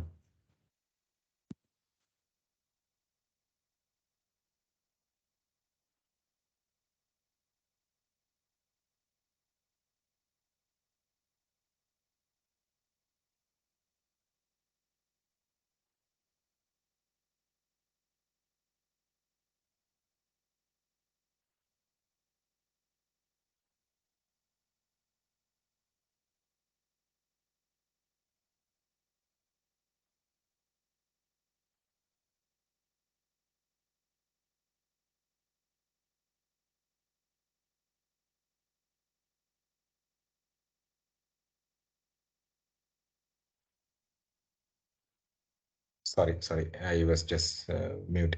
So let's say as an example, I mean, අපි moving average එක කරලා ඉවරලා මේක further අපි graph එකකට දාලා ඉවරලා අපි බලනවා time period එක මෙහෙම යනකොට ඉස්සරහට මොකක් වෙයිද? දැන් as an example, if you really look at let's say USD 12KR අපි දැන් මේගොල්ලෝ graph එකකින් අපි බලුවොත් අපිට බලා ගන්න පුළුවන් මේ movement එක කොහොමද යන්නේ කියන එක.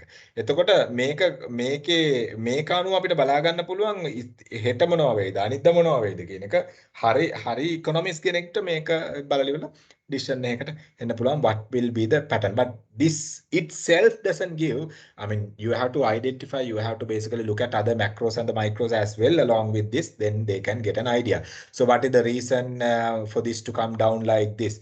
Right, so the moment central bank put a brake into the dollar rate, so it came down drastically. Then again it went up. Then again it comes down. Sudden breaks are basically controlling the dollar fluctuations. So that pattern we can identify. So මේ graph එකකට අපි දැම්මට පස්සේ මේ වගේ graph එකකට අපි දැම්මට පස්සේ, right, we can identify how it is moving forward in the coming period. So that we identified as the exponential smoothing approach in forecasting. So any questions? Mama ek graph එකක් දාලා නැහැ මේකට. Any question? Anyone is having any questions on that? Anyone is having any questions on that? Anyone? So then the regression one, then the regression analysis one, this is what I was talking about, correlation coefficient. I mean, we got the theme item දෙකක් අරගෙන ඒ item in the sense, okay, dependent and the independent variable, we are analyzing two patterns. Now look at this, the sales period. Now depending on the number of sales calls, the deals, number of deals we closed. So we look at sales calls, number of deals, sales calls, number of deals, sales calls, number of deals. So we put it into a graph like this. So when the sales calls are like this, how many closed deals? When the sales calls are increasing, how many closed deals? So when you look at the graph, when you plot all these details into this graph, when you plot all these details which is there in the table into this graph, you identify the data are plotted like this. So what do you do by looking at the regression formula? You draw something called line of best fit. Line of best fit. මේ ඔක්කොන්ටම fit වෙන best fit line එක තමයි මෙන්න මේක. ඒතර අපි දන්නවා එහෙනම් අපි මෙච්චරක් sales මෙච්චර calls ප්‍රමාණයක් වැඩි කරොත් එහෙනම් මෙතන. මෙච්චර calls ප්‍රමාණයක් වැඩි කරොත් එහෙනම් මෙතන. මෙච්චර calls ප්‍රමාණයක් වැඩි කරොත් එහෙනම් මෙතන.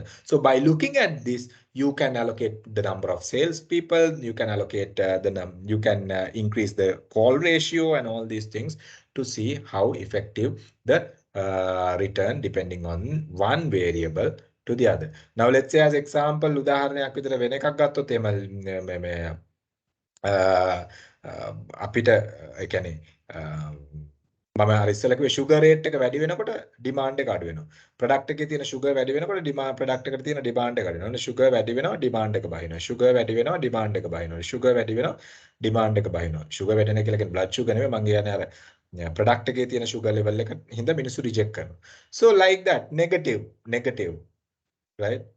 So negative but straight line pattern එකක් තියෙනවා නම් so we identified as the linear regression and non-linear regression කියලා කියනවා. If the straight line pattern is not there, the curve line නම් තියෙන්නේ. So මේ pattern එක අපි කියනවා non-linear, ඒ කියන්නේ linear නෑ, curve එකක් pattern එක තියෙන. It's a non-linear regression. So make a regression analysis you all can do even using the SPSS කියලා statistical model එකක් තියෙනවා. අපි data analyze කරන්න පාවිච්චි කරන එකක්.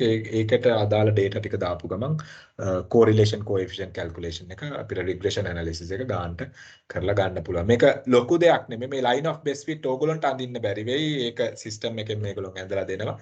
So අපිට මෙහෙම අඩගුලක් තියලා නිකන් අඳින්න පුළුවන්. එහෙම නෙමෙයි. I mean to say. But you can identify kind of a pattern. මේකේ curves ටික මෙහෙම ගිහිල්ලා තියෙන කියලා pattern එකක් අඳින්න පුළුවන්. But generally the line of best fit, this red the trajectory, you can get it from the formula itself once you put it in the formula. So that method we identified as the regression analysis and the correlation coefficient calculation, correlation relationship between the two different variables. So we are taking there. හරිද? එතකොට මෙන්න මේක සමහරවිට අහන්න පුළුවන් whether it is a linear, whether it is a non-linear. මේ වගේ එකක් දීලා ඉවරලා සමහරවිට exam එකේ table එකක් දීලා අහන්න පුළුවන් what type of a pattern you see by looking at the table, right? මේ බලන්න sales calls මේක calls අඩු වෙනවා, calls වැඩි වෙනකොට වැඩි වෙනවා, calls ඒක කොයි විදිහටද තියෙන්නේ කියලා අපිට එකපාර table එක බලලා සමහරලාට කියන්න බැරි වෙන්න පුළුවන්. මේක plot කරලා ඔයාලට dots ටිකත් එක්ක measure කරලා බලුවාම match කරලා බලුවාම you can identify whether it is a linear, non-linear or the positive side or the negative side කියන එකත් බලන්න පුළුවන්. ඒ වගේ question උනත් හැදෙන්න පුළුවන් මේකෙන් in MCQ. පොඩි time එකක් අරගෙන answers දෙන්න තියෙන, හිතලා පොඩ්ඩක් answers දෙන්න තියෙන questions තමයි ඒ වගේ questions. So anyone is having any questions?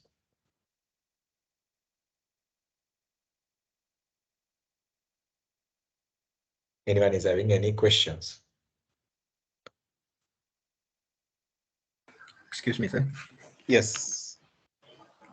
So this linear graph, the both graphs are called linear, and one Yes. is going upward and one is going downward.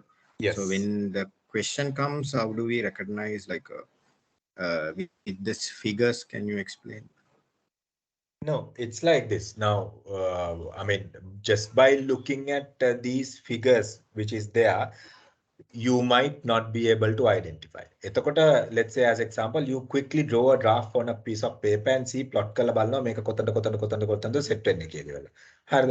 අපි හිතමු එක පැත්තක් දානවා.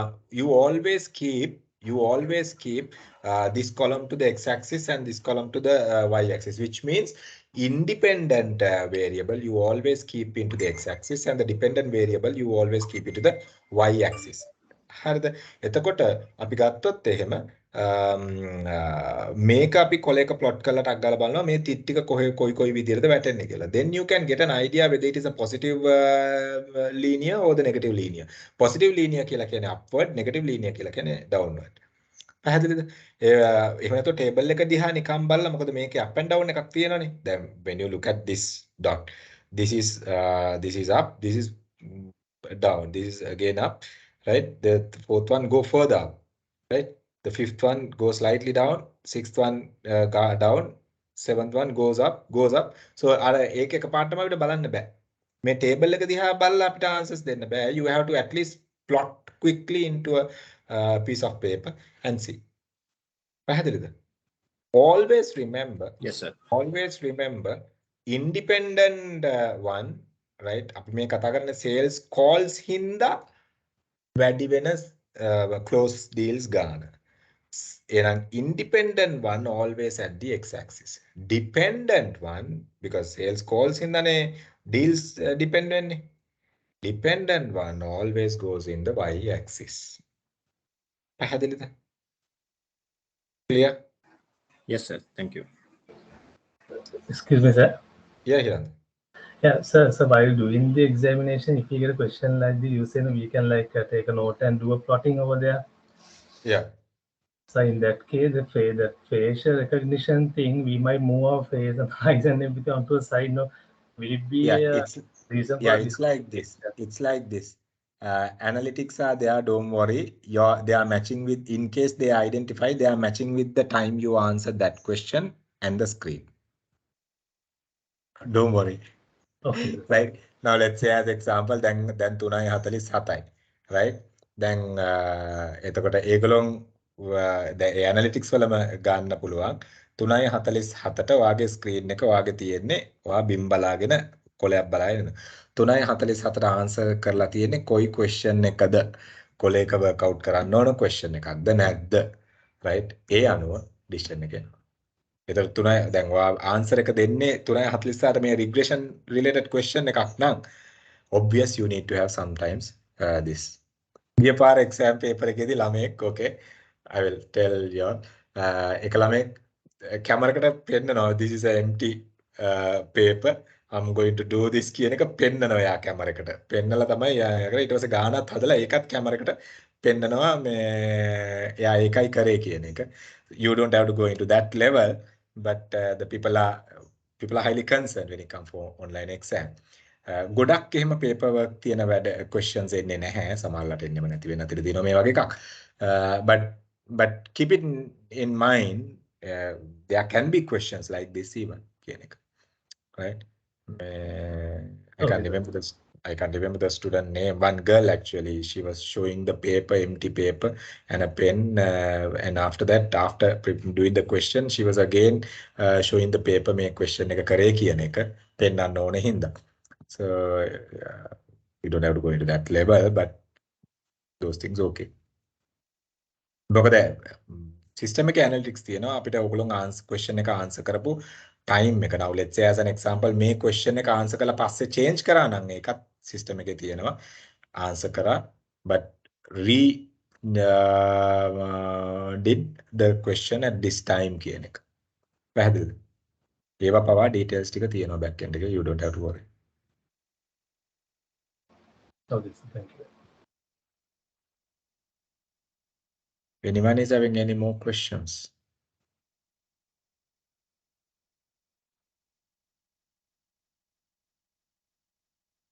Right, then we are moving into this is actually the introduction. We were talking about all this. So, I mean, make sure you're comfortable with the regression time series analysis and the exponential smoothing I was talking about. And moving average method we were talking about. This time series in the sense, sorry, yeah. We are talking about time series with these two. And yeah. So මේ දෙක මතක තියාගන්න main techniques දෙක මොනවද කියන එක. What are the two main techniques in sales forecasting කියන එක මතක තියාගන්න. So those will be there.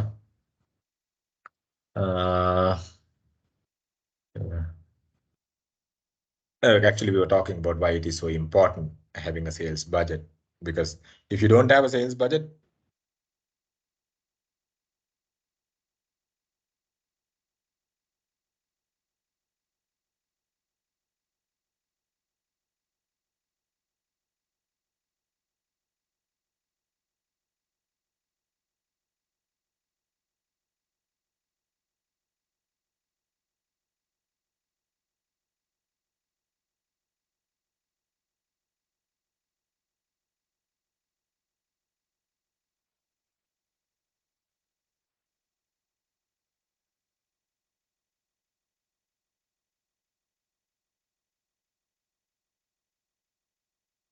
I think I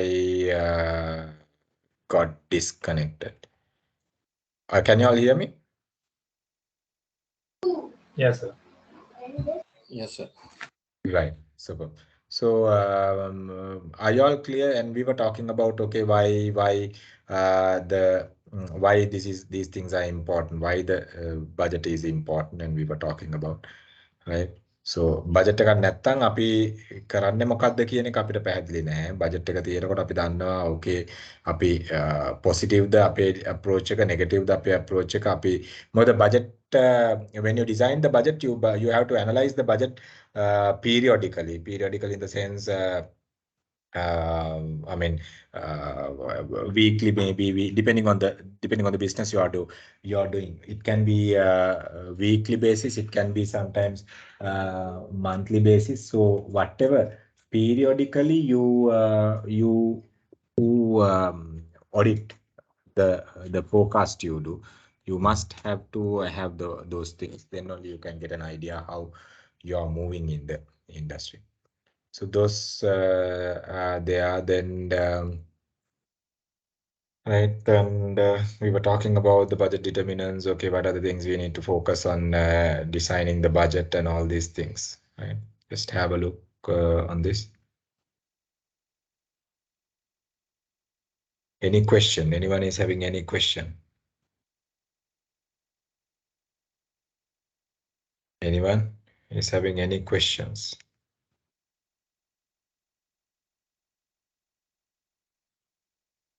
Guys, this is there in your module 5. Sales budget is there in your module 5. Module 5 actually one which is there in the next level, but we will be taking. So then sales forecasting and budgeting. Okay. So any questions there? Then after that we'll be discussing another one. But any questions? Anyone is having any questions? Okay, seems no questions. Shall we take a quick break and meet up again? Then we'll discuss the since we completed the what do you call forecasting and budgeting, we can look into the either planning part or the auditing part. By the way, did we do the auditing part? Marketing audit අපි කරාද? No. Okay, don't miss. ලොකු theory වගේක් තියෙනවා ඔඩිටිං වල. අපි එනම් break එකෙන් පස්සේ ඔඩිටිං ටික ඉවර. sorry, yeah, the marketing auditing part ටික ඉවර කරමු. ඉවර කරලා ඉවරලා. So we go for the planning part. Okay, so we'll take a quick break then.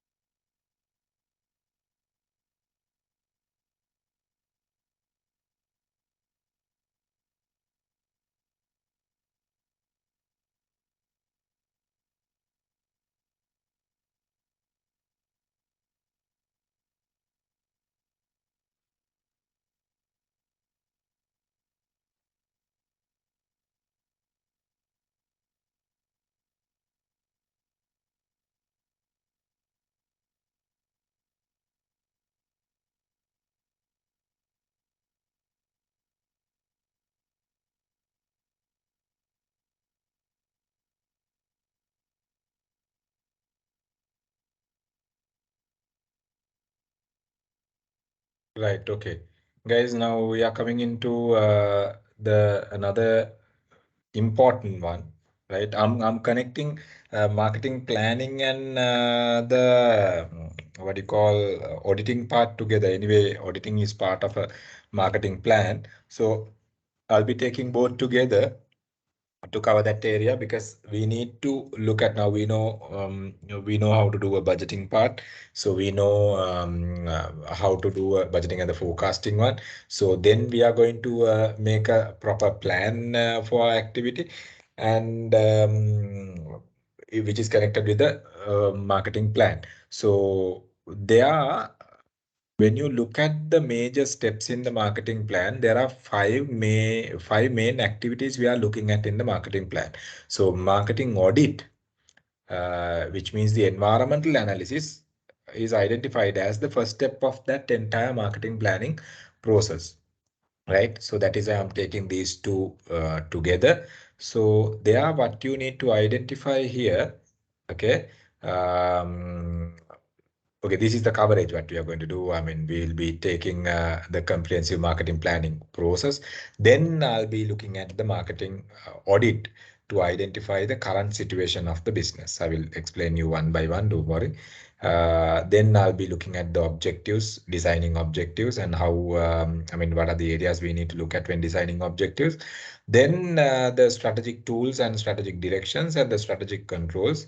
And if you all have anything else after that, we can discuss further. Right now, when it comes for marketing planning, guys, actually, first of all, you all should have a clear idea about what is happening in this sales and marketing management concept. Okay, approach.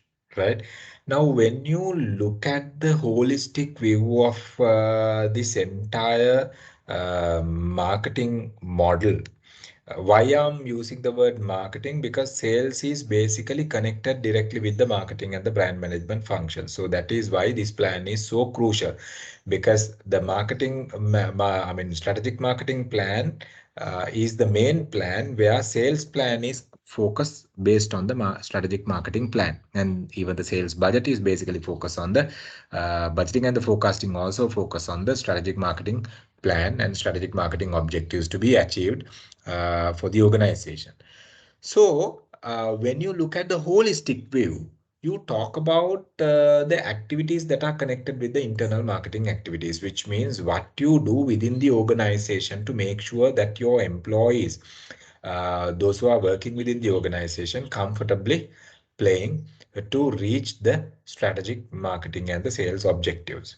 So when you look at actually the internal marketing activities, okay, this is the part of I mean, this is actually part of HR management as well. Okay, this is part of HR management as well. Actually, to look after the internal employees to reach the final objectives. So, interdepartmental coordination, interdepartmental collaboration, which means working together with other department. So, all these things are connected under the internal marketing activities.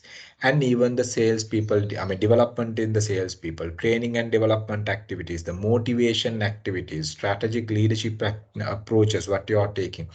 All these things are connected with the internal marketing activities. So what you got to identify that. So the other one, I mean, integrated marketing activities. Integrated in the sense, now this is internal marketing activities within the organization, and here integrated marketing activity means where you talk about combining all the silos within the organization, all the activities, all the programs, all the strategies within the organization be identified as the integrated marketing activities. So that also part of the holistic view of the entire marketing dimensions. Now, when you look at the integrated marketing activities, you can't isolately run, as I said, either sales or marketing or brand. You can't isolately run. So you have to connect, I mean, these elements in marketing to get the better results. Now, I mean, just by looking at this, you can remember something called 4Ps, what you have studied, the marketing mix elements, right? So those things we need to basically consider I mean, as an integrated effort, to reach the marketing final strategic objectives related to the organization. Inside this, you talk about under communication, you talk about the personal selling model, what we discuss under the sales management as well. So the sales management is even responsible on merchandising in display, then marketing and the sales promotion, what you run on the field, and all these things, the sales people are responsible. Even for product development, even for service development, product modification, packaging design. So for all these things, the sales people are providing their inputs for the benefit of organization and the customer in return. And the channel management is basically a responsibility of a sales force within the organization. Channel management in the sense you are talking about your retailers, distributors, agents, brokers, franchising organizations, licensing officers, and all these things we identified as the channel organization, where they are taking your product direct to the channel below them, or finally to the consumer in the market what you are targeting at.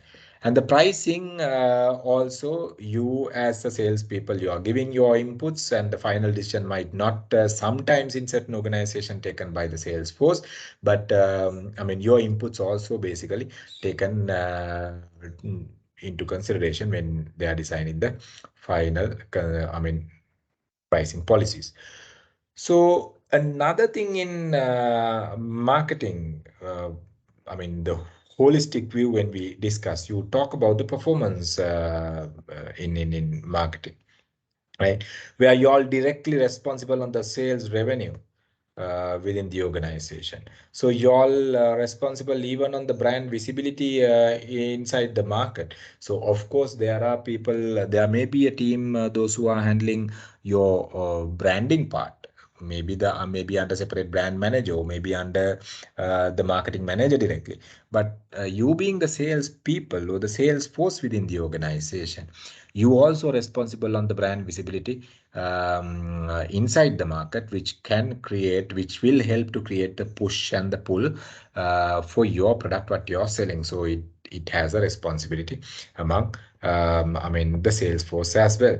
So then we are looking at the ethical dimensions, environmental, social dimensions, and all the macros and the microeconomic environment we are looking at to see whether the marketing functions perform really well. Now, when you are analyzing, when you really analyze these environmental factors, so we can identify certain opportunities and threats that are available outside the organization, which might affect the growth positively or negatively. So, identifying and studying this area is part of the entire marketing audit what we'll be discussing with later slide. Now here, when you look at the other part in the the holistic view of the marketing management is the relationship dimensions what you are maintaining. So you being the sales manager or the salesperson within the organization, the relationship with your target market and the target audience is crucial. So how strong your relationship with your customer will decide your sales return. And sales return in the sense not the product comes into the market, into the organization back, sales volume rather, we'll put it in that way. So will decide your efficiency of the sales effort based on the relationship what you have built over a period. Relationship with whom we are talking about. So the customer relationship, the relationship what you build with the outside environmental factor, so-called microeconomic environmental factor, so-called customer. Then relationship between employees, right, within the organization, relationship between the partners, and the service providers, the financial community within the organization, media community with the organization. So those relationships also matters in the organizational development and to go ahead with the final sales growth and the growth of the overall business functions. So this, by looking at the holistic view of the marketing concept, we can see all these areas to be considered to design proper strategies for the entire marketing system within the organization, and it is directly even connected with your sales function finally, right? So let me take you all on the strategic marketing management process directly, where we look at how we do the marketing plan for the business. So when you look at the marketing plan, our starting point is this: conducting the environmental audit. This is the starting point of the marketing plan what we are discussing today. So under this starting point, and we identify that as the environmental audit. Environmental audit we conduct for what? What is the purpose? We are conducting this environmental audit. We conduct the environmental audit to identify the present situation of the business, right? Present condition of the business, current condition of the business against all the other external factors. Where are we right now? Where are we right now? අපි දැන් මේ වෙලාවේ කොහෙද ඉන්නේ? Right? අපේ business එකේ strengths මොනවද? අපේ business එකේ තියෙන weakness මොනවද? අපේ business එකට එළියෙන් ගන්න පුළුවන් opportunities මොනවද? අපේ business එකට එළියෙන් අපිට එන්න පුළුවන් threats මොනවද? So you got to identify all the opportunities and the threats that might come towards the organization. And also at the same time, by analyzing the internal environment, you have to identify all the internally available strengths and the weaknesses where you can capitalize to gain more and more from market available opportunities. So the first step of the entire marketing management process, guys, you all have to remember, it has the environmental audit, and in simple term we can identify it as where are we right now? අපි දැන් මේ කොතනද ඉන්නේ කියන එක identify කරනවා. It is considered as the situation analysis. This is considered as the situation analysis as well, right? So once you identify the situation analysis, you know your current position against the entire environmental dimensions, external environmental dimensions and the internal environmental dimensions. You know your current position. Because you know your current position, because you know your strengths, you know your weaknesses, you know market available opportunities, you know market available threats. In simple term, right, either this can be described as TOWS or else this can be described as SWOT, right? TOWS කියලත් සමහර textbooks වල තියෙනවා, SWOT කියලත් සමහර textbooks වල තියෙනවා, both same, no different at all, right? So you conduct this to identify our current position. Then based on the current position and market available opportunities, we design our strategic objectives. We design our strategic objectives. Strategic objectives means what? Now here we talk about audit means what? To identify our current situation, which means where are we right now? Where are we right now? Where are we now? Then objective means what?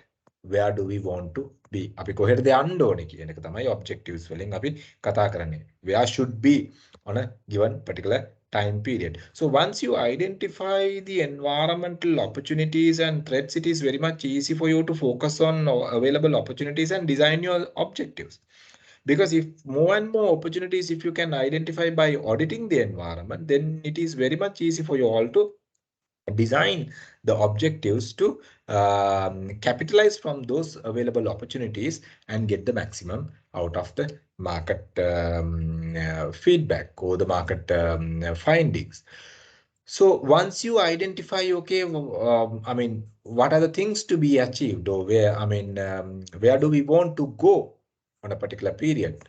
Or in another word, after identifying the strategic objectives, then to achieve those strategic objectives, you look at the possible strategic directions. You look at the possible strategic directions. You look at the possible strategic directions.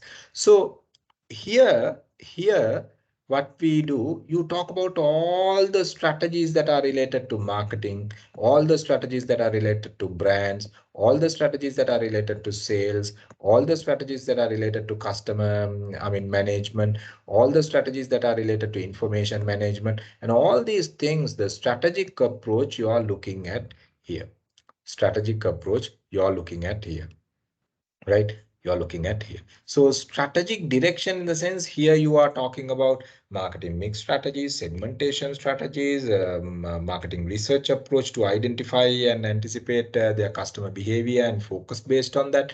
And all the strategic approaches, the growth strategies, and all these things we are looking at when it comes for the strategic direction of the entire marketing plan. Then you implement those strategies what you have planned. Then finally, while you implement, you control.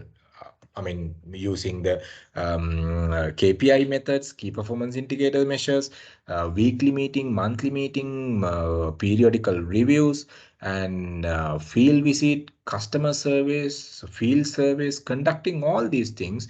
You control your strategies until you reach the final objectives you plan over here. So these are four major steps what we can identify in the strategic marketing planning process. Now I missed this one, something called corporate strategy. Now what do you mean by the corporate strategy here? Now why did I take the environmental audit as first? When you really look at the corporate strategy means what? Corporate strategy means when you look at your organization, we consider the organization in three layers: strategic or the corporate layer, business layer, and the operational layer. So strategic came in corporate layer,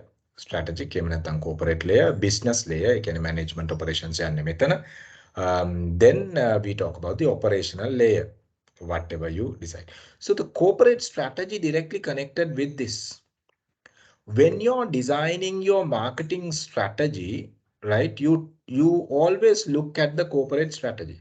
So the corporate strategy, if you really look at, you talk about vision, you talk about mission, you talk about the purpose statement of the organization, you talk about the values of the business, you talk about the culture of the business, and all these things are interconnected along with the corporate strategy decisions. So who is designing the vision? The top heads of the organization. Who is deciding the mission? Top heads and the ownership of the organization. Purpose statements defined by whom? The strategic layer of the organization. So corporate values, the organization values, and the cultural patterns. Who is deciding all these things? The strategic layer of the organization. So whatever the marketing plan, it always should enlighten with the corporate strategy of the organization. Now, this corporate strategy usually won't change frequently. දැන් vision එක අපි හැමදාම change කරන් යන්නේ නැහැනේ, mission එක අපි හැමදාම change කරන් යන්නේ නැහැනේ, purpose statements අපි හැමදාම change කරන් යන්නේ නැහැ, corporate value culture අපි දවස ගානේ change කරගෙන යන්නේ. Usually the vision is there, maybe sometimes 10-15 years, or even maybe 50-60 years, even 100 years, the vision may be the same. But mission might change. So sometimes in certain organization, the vision and the mission both will be same. So what do we do with the vision and the mission? What we need to identify, vision is talking about the ultimate direction of the business. අපි කොහෙටද මේ business එක මොකක්ද, මේ business එක අපි අන්තිමටම කොහෙටද ගෙනියන්න ඕනේ. So අන්තිමටම කොහෙටද ගෙනියන්න ඕනේ කියලා මෙදා වෙනකොට මෙතනට ගෙනියන්න ඕනේ කියලා deadline එකක් දෙන්නේ නැහැ ගොඩක් වෙලාවට vision වල. දැන් ඕගොල්ලෝ vision statement එක අද Unilever එකේ ගත්තොත් creating a pleasant healthy environment for creating a pleasant healthy environment for what do you call our customers. So that is what we identified as vision statement or the mission statement in Unilever. So when you identify that, you might not be able to take what do you call a particular time frame with these activities. Guys, give me 1 minute.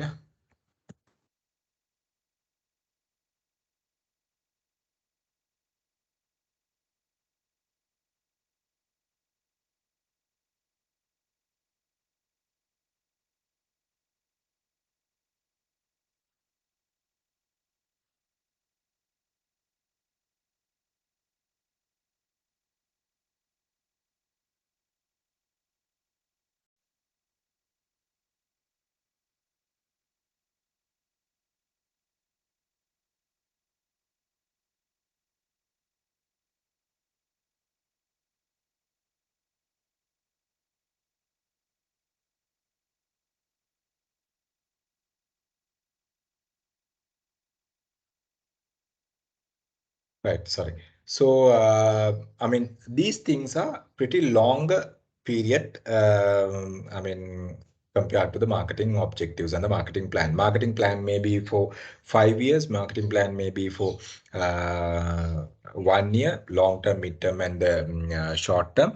But here, vision, mission, purpose, core values, and culture is driving for a much longer period than the usual marketing planning period. So that is why, right, everything what you do, okay, whatever the objectives, whatever the auditing you do to identify the present scenarios of the business connected with the strategic level of the organization or the corporate strategy of the organization. So in certain textbooks, it starts saying the corporate strategy, then situation analysis, strategic objectives, strategic direction, and the controlling. But certain textbooks, this part omit and start from this point. So, I mean, don't ask me what is correct, both correct. I can give you a bold answer, both correct. So it depends. Right. මේ steps පහ මතක තියාගන්න. Right. Marketing planning steps පහ. සමහරවිට MCQs එන්න පුළුවන් for you all to list down properly or fill in the blanks විදියට එන්න පුළුවන්. මේ step එක දීලා අනිත් step එක මොකක්ද කියලා අහලා fill in the blanks එන්න පුළුවන්. So you have to identify that. So the same thing, I will come further. So organization, vision, mission, and everything is there. So situation analysis. Now we need to look at, okay, what are the things we need to do to analyze the situation? This one. To analyze the situation, what should we do?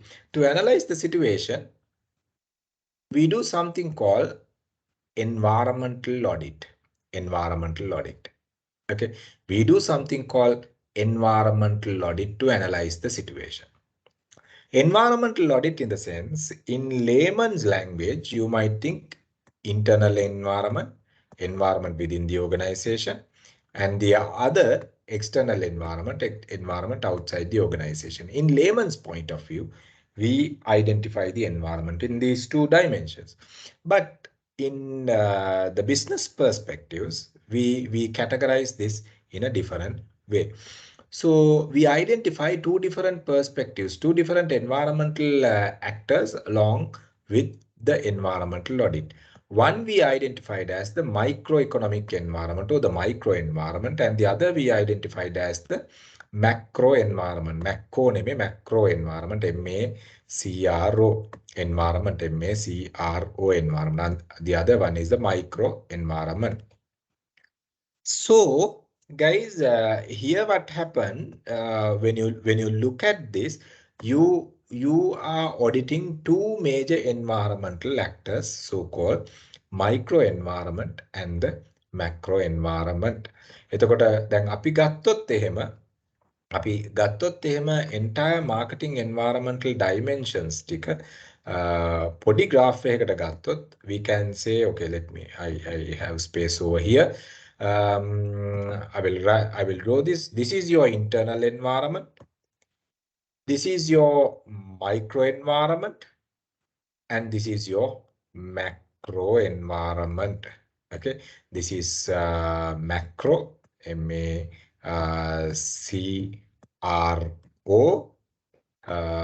The second one is micro, M-I-C-R-O, micro. And this one is the internal organization. Actually, internal organization is the part of micro environment. Internal organization is the part of micro environment. So why we call it as a part of micro environment, right? So let's say your internal organization connected with the suppliers. Your internal organization connected with the customer. Your internal organization connected with the channel intermediary, so-called Ataramediyo and the middlemen. Your internal organization connected with the, competition. Competition is also there in the same industry. So like that, the elements that are there in this micro environment directly connected with the internal environment of the business, also called directly connected with the business process. Business process. business process එක කියලා කිව්වහම listen carefully. Business process එක කියලා කිව්වහම your supplier is here. This is your supplier.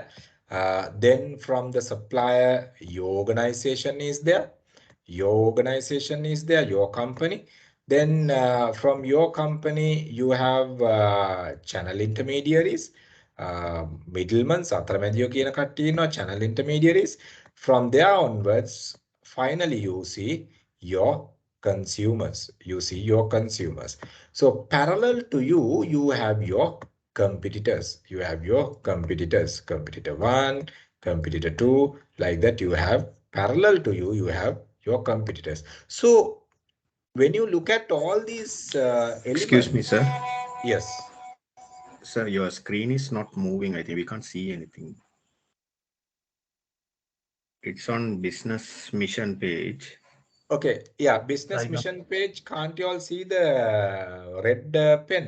No, Is that- nothing No, sir. nothing came, sir. sir. මෙච්චරලා red pen එක පෙවුන්නේ නැද්ද? No, sir. කලින් slide වල No. පෙවුනේත් නැද්ද? No, sir. No, sir. What is it? ये මොකක්ද? Give me 1 minute. Yeah.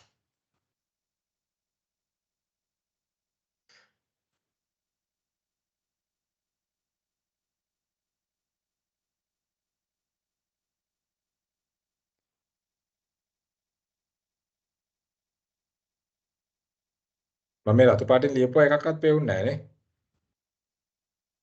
No, sir. No, sir. No. මේ කහ පාට මේ highlight mark එක පේනවද? No, sir. Still we No. can't see anything. From See your only the slide number 8. Where is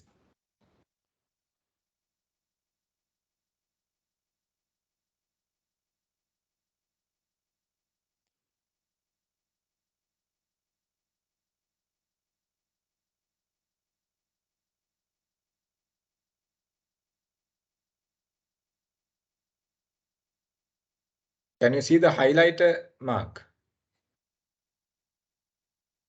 No, sir. No. There's something.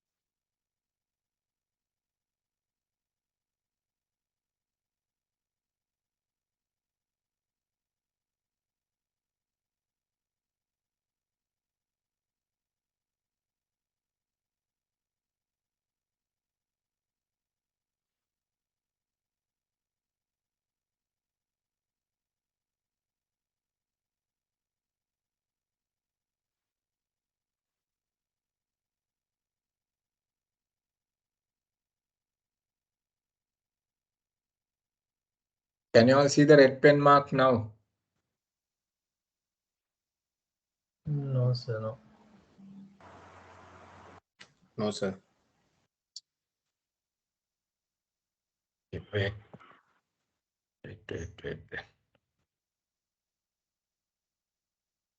Hi, sir. I can see it, but just check and see if everyone cannot see it.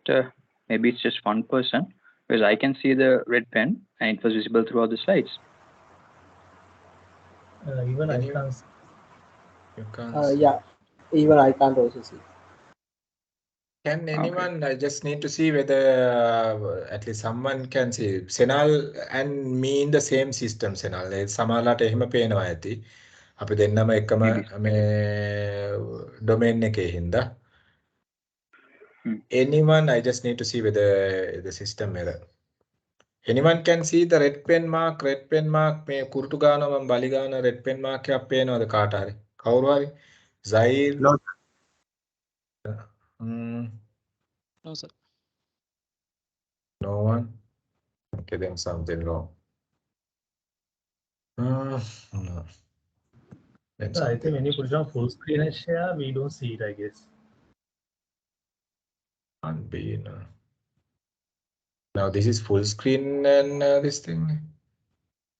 We have shared. Because when I share this way only, I get all the red pen and the things. Hide the presenter view. View slide in the high content. Wait. Translate slide dash. Right, we'll see.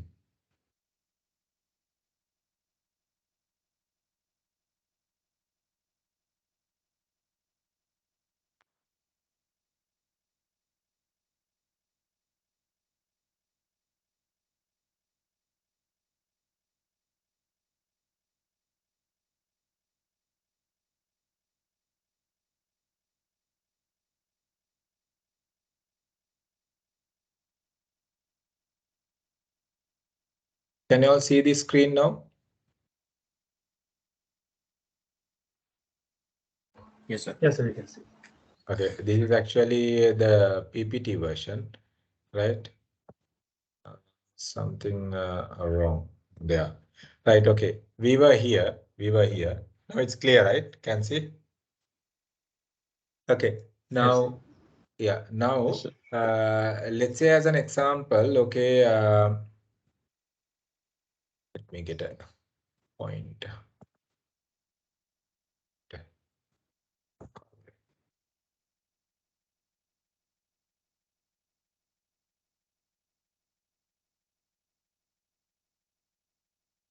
Right. So,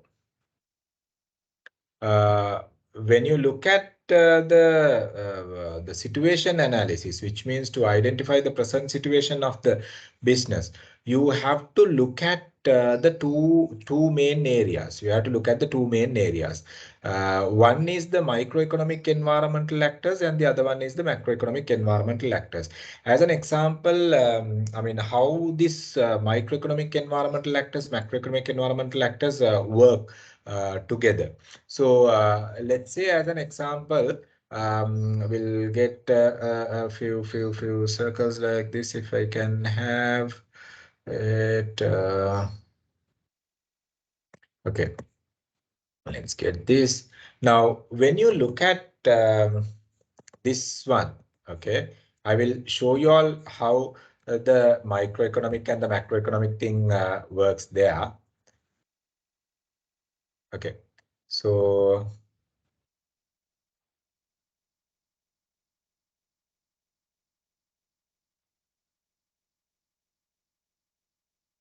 okay, look at this.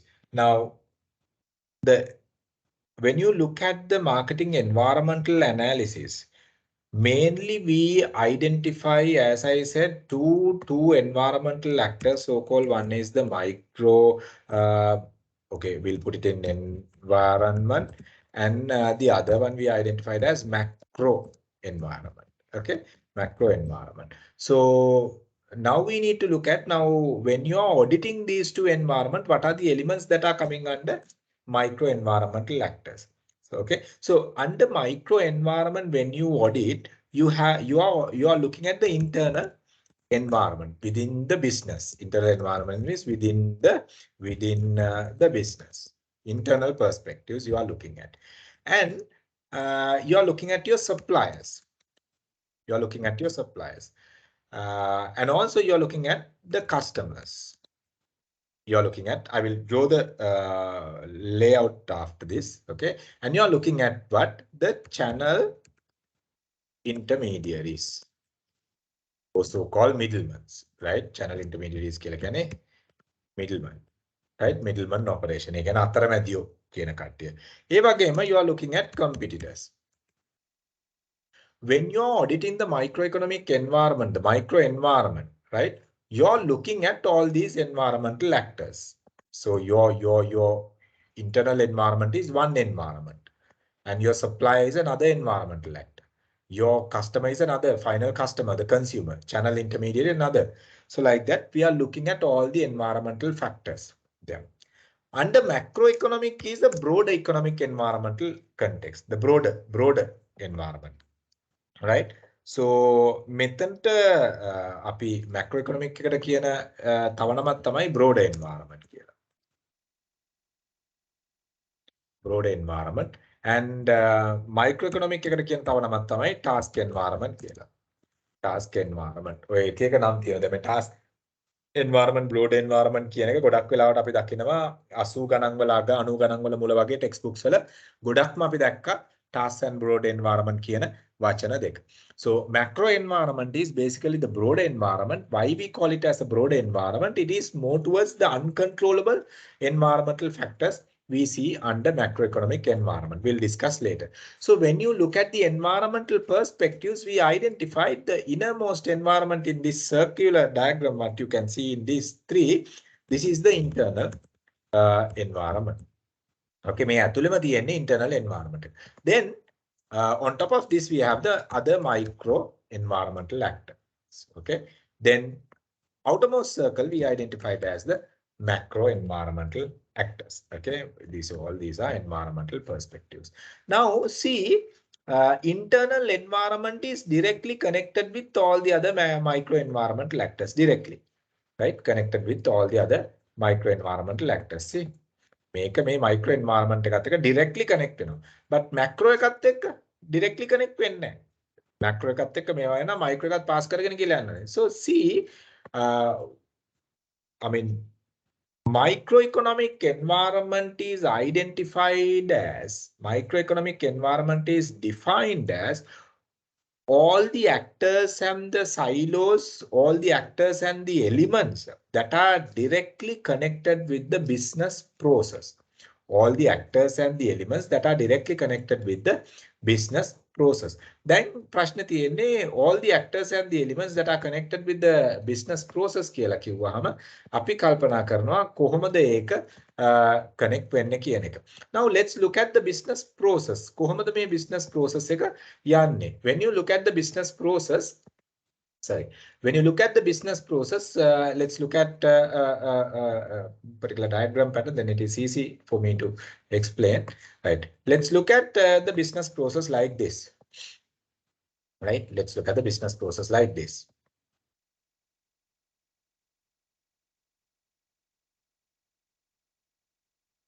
Can you all see the screen? Yes, yes. Give me 1 minute.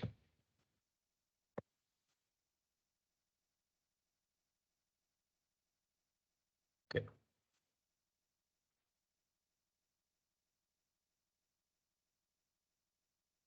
So now I'm going to wait. I will share the screen.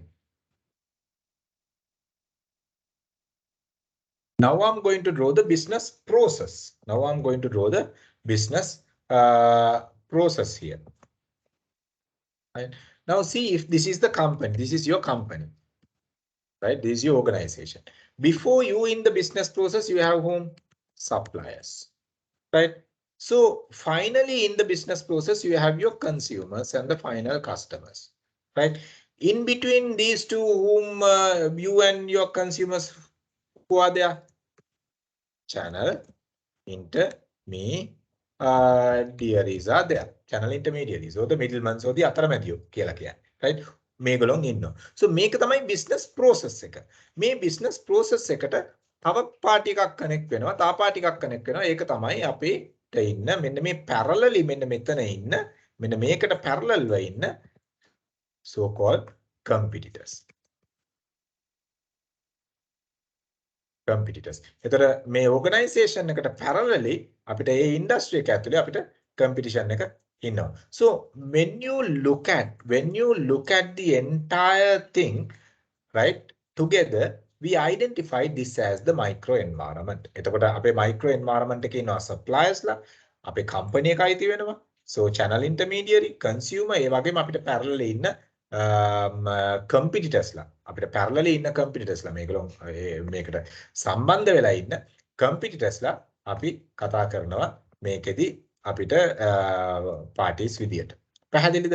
එතකොට මෙන්න මේක තමයි micro environment එක. එතකොට everybody is connected with the business process, so them together we identified as the micro environment. When you are auditing, you audit the internal environment, you audit the internal environment, you audit your competitors, you audit your suppliers, you audit your channel intermediaries, you audit your consumers to identify, right, the market available opportunities and threats. And when you audit the internal environment, don't get confused. When you audit the internal environment, you can unearth your internally available strengths and weaknesses. Sorry, ASTR, MGT. Okay. Strengths and weaknesses. Okay. Strengths and weaknesses you can identify when you analyze the internal environment. But when you analyze all the external environmental factors other than the internal environment, when you analyze supplier, when you analyze channel intermediary, when you analyze consumer, when you analyze competitor, when you analyze, whoever the competitors are all over, you can find externally available opportunities and threats. Externally available opportunities and threats. මේ අනිත් ඔක්කොම analyse කරාම supply analyse කරාම සප්ලයිගෙන් අපිට opportunity එකක්ද හම්බ වෙන්නේ threat එකක්ද? අපි හිතමු උදාහරණයක් විදිහට සප්ලයර් කියනවා supply is saying, hey, look here, we stop supplying you. It's a threat for you. Without supplier, how can we survive? So supplier is trying to give discount, special promotion. It's an opportunity for you because you can grow your business. Competitor either create opportunity or threats. How come competitor create opportunity? So when you identify your competitor is having, willing to work with you all for a joint project, it gives an opportunity for you. You utilize the competitor's strengths to go ahead with the joint projects. Now, outside the market for other projects, the two companies competing each other, but for certain projects, they go together. In the construction industry, you might have identified MAGA, ICC, jointly go for certain bids, large scale bids. So, certain tenders, two companies create a joint venture and go for a project. So those are opportunities. හැමතිස්සෙම හිතන්න එපා computer කෙනෙක් කියලා කියපු ගමන් අම්මෝ මෝ අපේ business එකට ගහන්න දෙන්න කියලා. No, you can complement the values of the competition and take it as opportunities. සමහර tenders තියෙනවා අපිට තනියෙන් quote කරන්න බෑ. එතන ලොකු capacity එකක් නැහැ. So what do? We join with another company and show our financial capacity as two companies and show our product portfolio capacity as two companies and win the bid and share the profit of the entire project. So that is how we do, and complementing values sometimes create an opportunity. Other than that, the competition is there as a threat as well. Channel intermediaries in the sense the middlemen අතරමැදියෝ. ඒතර අතරමැදියෝ අපිට opportunity එකක් වෙන්නත් පුළුවන්, threat එකක් වෙන්නත් පුළුවන්. අතරමැදියෝ, which means that if the middlemen are supporting by selling your products, it gives an opportunity. If they are demanding more and more of your product, it gives an opportunity. But if they start rejecting your product, it gives a threat. If they are not giving the proper shelf space for your products, it's a threat. If they are not willing to negotiate with you, it's a threat. So channel intermediaries might be like this. So the consumers in final context, if they are pulling your product, it's an opportunity. If they are rejecting your product, it's a threat. If the consumer disposable income increase, it's an opportunity for you to sell more and more of your product. If the consumer disposable income reduce, it's a threat for you because you can't sell more and more products for your competitor. Trend patterns, need changes, economic conditions, changes in the family life cycle, and all these things either create opportunity or threats for the business. එතකොට අපිට internally analyze කරාම විතරයි අපිට මෙන්න මේ strengths and weaknesses කියන එක අපිට ගන්න පුළුවන්. අනිත් ඔක්කොම external analyze කරාම අපිට හම්බ වෙන්නේ opportunities and threats කියන එක මතක තියාගන්න. මොකද සමහරු වැරදියට කියනවා micro environment එකම analyze කරාම opportunities threat වෙනවයි කියලා, which is completely wrong. Clear? Any question there? So can I clear something from the okay, okay. Any question?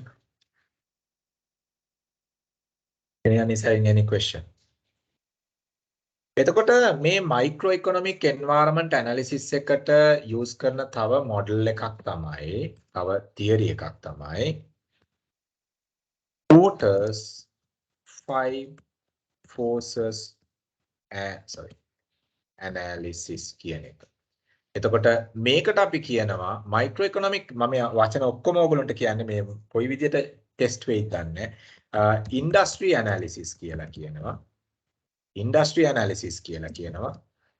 Michael Porter's 5 competitive forces analysis කියලා කියනවා. එහෙම නැත්නම් 5 forces analysis කියලා කියනවා. එහෙම නැත්නම් 5 competitive forces analysis කියලා කියනවා. එහෙම නැත්නම් microeconomic environment analysis කියලා කියනවා. එහෙම නැත්නම් micro environment analysis කියලා කියනවා.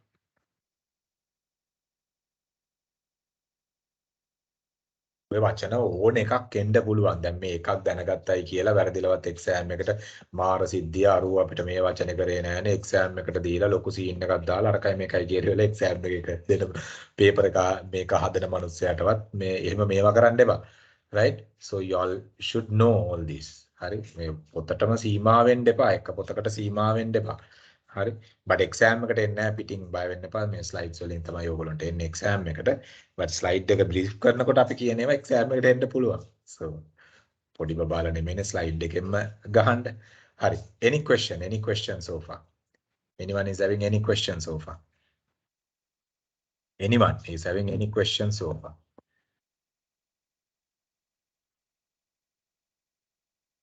Anyone is having any questions?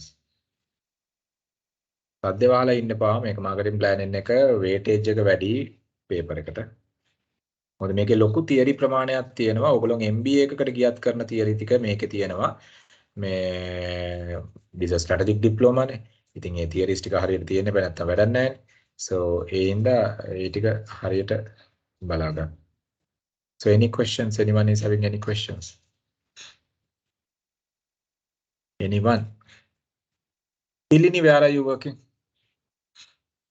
Tilini 453. Tilini කොහෙද වැඩ කරන්නේ? Tilini, are you Sir, there? I'm working at Merchant Bank. Where? I'm working at Merchant Bank. Merchant Bank. Ah, okay. Good. So තේරෙනවද කියන දේවල්? Yes. Now what do you do in Merchant Bank? I'm doing back office functions. So why this? Why this call? So I have. Why this? Sir, I'm in last year in Open University Management degree.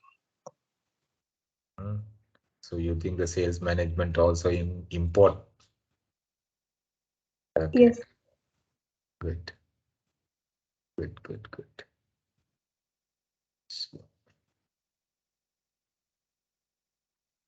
Jayamini කොහෙද work කරන්නේ? 492? Jayamini? So I'm undergraduate. කොහෙද? පෙරදිනේ? Open University. Open University. Okay. Good. Zahid 485. Zahid 485 කොහෙද work කරන්නේ? Zahid 485. Yeah, where are you working? Hello. Working at Delphi Method. Dali Butler. Ah, okay. Yes. So what do you do? Which region? So working at Candy. Candy region. SMMT. SMMT. Ah, okay. Who are the Yes. SMMT in Candy for you? Cheetah, Having Champa, about Dinapal. 40. කොයි වගේ කට්ටියද No, ඉන්නේ? no. Kandy වල 아무තු නම් Having about 43 outlets like Nihal Super. Nihal Super. And Sunrise. Okay. Sinha channel. Sinha, okay. Lion. Okay, Lion. Okay, good. Good. So only you from DB here? තව ඉන්නවද guess so. කට්ටිය? නැතුව ඇති නේද? දන්නේ නැහැ. නැතුව ඇතිනේ. දැනගත්තා කිව්වේ නැතුව ෂේප් එකේ පැන්න මේකට. Yeah. No, but anyway, good. Right. පැහැදිලි නේද ඔයාලට කියන දේවල්? ඔව් sir. Have you done any other programs other than this before? Any? No, sir. No. Okay. Cool. Right. Yeah. So let's move on with the. We are looking at how to analyze using these models, the micro environment. Now we are looking at the macroeconomic environment or the macro environment. Macro environment we identified as the broader environment and which is an uncontrollable environment.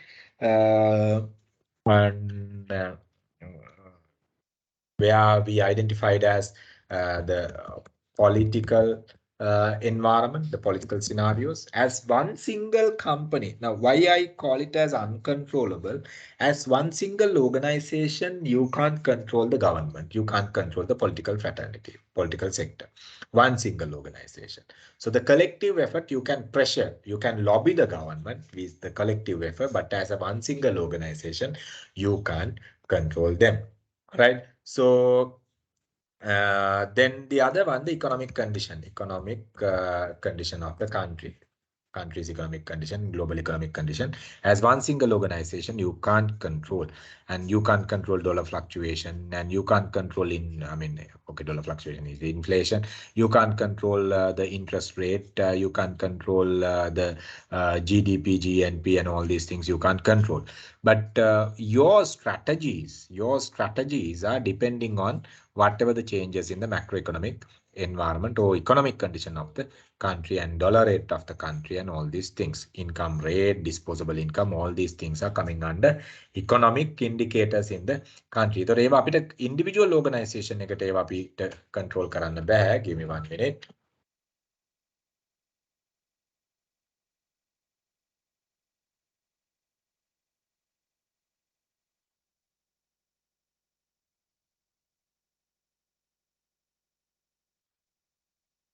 So as one single organization, you can't control this, but as the collective effort, you can at least lobby the government to get whatever the decisions. So economic indicators, economic condition of the market, you can identify it as the macroeconomic factor. And the other one, ecological factor. Ecological in the sense, what? Ecological in the sense, a natural environment, nature. You can't control monsoons, you can't control tsunami, you can't control seasons, you can't control all these natural environmental conditions. Wahinakota ogalonge building එකට උඩට විතරක් වහින්නේ නැහැ. සුනාමියක් ආවොත් එහෙම මේ එක office එකකට විතරක් එන්නේ නැහැ. So flood එකක් එක තැනකට විතරක් එහෙම ඒ කියන්නේ එක කම්පැනි එකකට විතරක් affect වෙන්නේ නැහැ. So it affect and you can't control them. It affects us across the environment. So natural environmental actors, the global warming කියන එක දැන් ඇත්තටම ඒක මුළු ලෝකෙටම බලපානවා. So those things, ecological environmental factors. So you see. And the legal environmental factors, the legal law imposed by the parliament or new law judgments imposed by another court order. So these, you can't go against the law and order of the country or the world. So the legal conditions, you as one single organization cannot violate.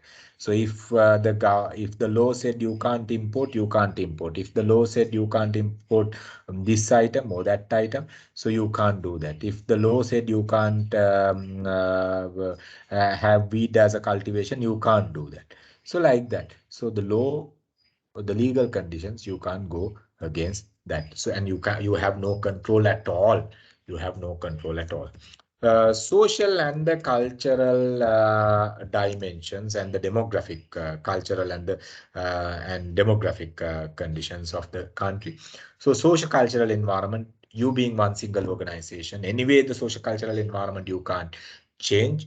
What you can do, you can change your strategies based on the changes in the social cultural environment. Things like religion, religious activities, the culture, the language, the demographic, the size of population. You can't change the population. I'm not saying okay, you individually can't change you can change the population. You can produce one or two. It's a difference. But let's say as example, okay, I mean, let's say you start manufacturing kids toys, right? Can you go and ask neighbors to produce, since you are manufacturing kids toys? Then you need kids to buy your toys. So if you go and ask them, say, look, yeah, I'm manufacturing kids toys, can you produce for me? Right? So they might ask you to go and fly a kite. No? So you can't control the demographic, social, cultural, and the country's population and all these things you can't control. Right. So then we talk about the technological changes. Technological changes you can't control. Is that? Sorry, cultural. Yes. Technological changes, global technology, you can't change. You either you have to adapt or you have to avoid. So if you adapt the technological changes positively, it might either affect positively. So if you don't adapt and your competitor adapt the technological changes or accepted the technological changes, and he might give a very better competitive advantage. But you can't control the global technology unless unless you are the technology maker or the technology developer. Let's say as an example, Microsoft being the technology developer, and they are controlling the entire world. And once the Microsoft release a version, entire computerized device manufacturers are in lining with those versions. So if processor manufacturers like Intel and AMD, so if they come up with a new processor, entire the computer related device manufacturers are in lining with those technologies. So they are basically driving the technologies. Companies like Xerox as an example. So the technology giants, they basically design technology and sell technology for other industries. So like that, unless you are the technology maker in the global context, you have no control at all in the domestic context for the technological perspective. So we were talking about political, economical, social, cultural, and demographic, ecological. We talk about then ethical consideration, ethics in business. Then I mean, certain ethics are basically controlled by the law. Certain ethics are taken care by the legal perspectives. Let's say, as example, you can't sell tobacco and liquor for an under 18 person.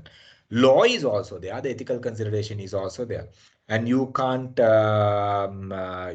recruit child labor. Law is also there. Ethical consideration is also there, but ethically you can't ethically we say you do not recruit elderly labor, but there is no such law in that. So disability employment, certain laws are not there for that, but you can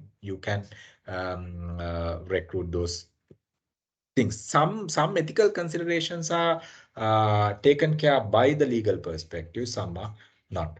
So you can't sell cigarettes for under 18 people. So under 18, or else in legal term we call it minors. නෙමෙයි minors. ඒ කියන්නේ under 18 කියලා කියන්නේ minor category එකට වැටෙන්නේ. එතකොට ඒගොල්ලන්ට විකුණන්න බෑ. හැබැයි cigarette තියනවා කියලා advertise කරන්න බෑ. Let's say as example, you can't advertise tobacco publicly. you can't sponsor sports event using tobacco brands. You can't. But companies are still advertising. But ethical ground, they don't advertise now. Let's say tobacco advertisements. If I tell you all a couple of examples. Okay, let me see a couple of examples. If I talk about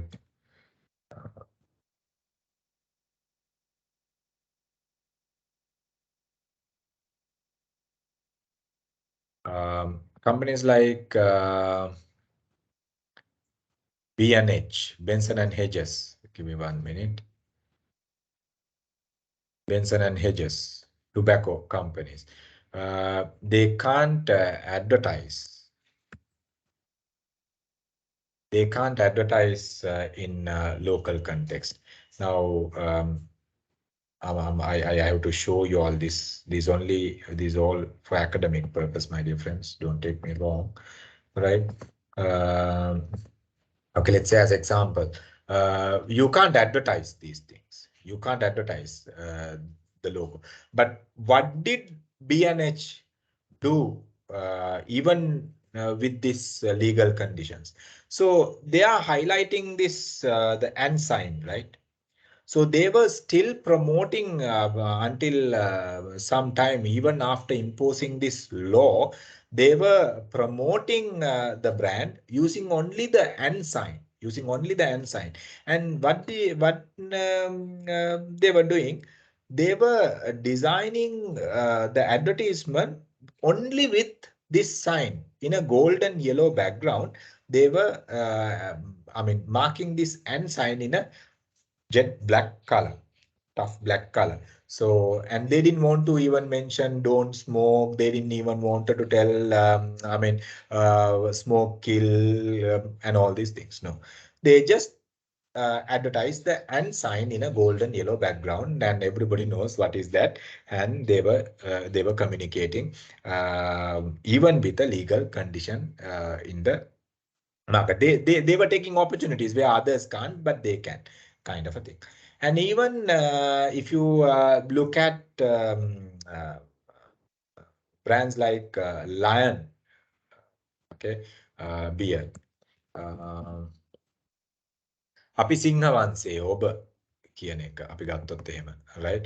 So if you can talk about certain advertisements, Nadi Ganga Tarane, if you can recall your memories, right? So keeping those advertisements, they were showing the lion, strong lion walking on a sunset, and ask, is there a lion in you? Is there a lion in you? මේ අපි සිංහ වංශයේ ඔබ කියන එක.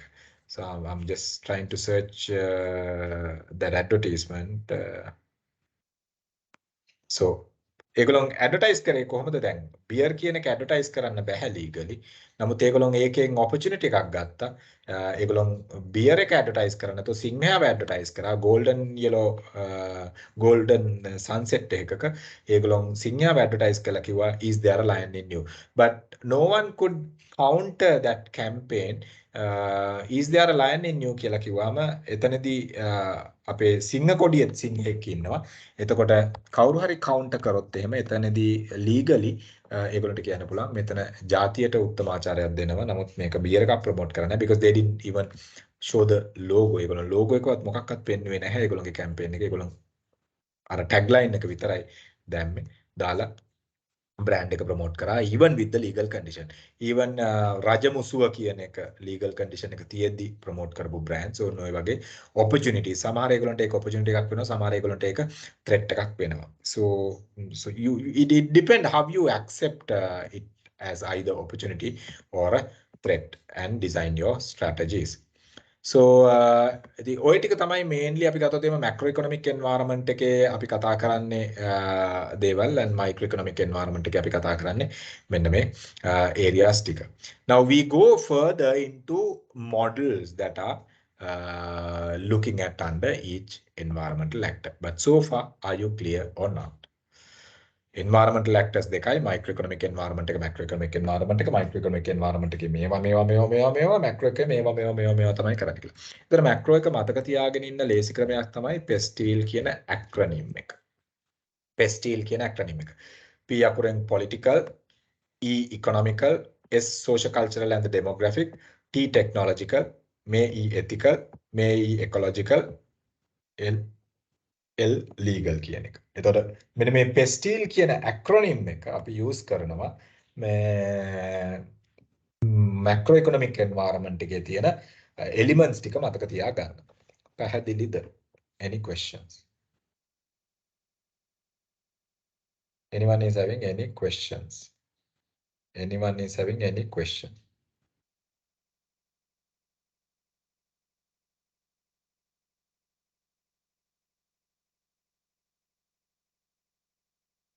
Anyone is having any questions?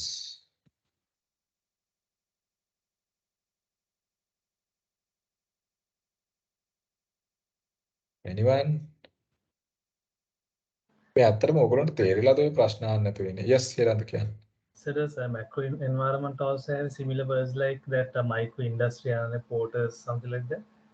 Is that No. Macroeconomic environment එකට ඒකයි කිව්වේ broader environment කියලා කියනවා අපි. එහෙම නැත්නම් PESTIL analysis කියලා කියනවා. PESTIL analysis and PESTIL analysis also evolved after some time. 1980 ගණන් වල අපි කතා කරේ PEST කියන එක. හරිද?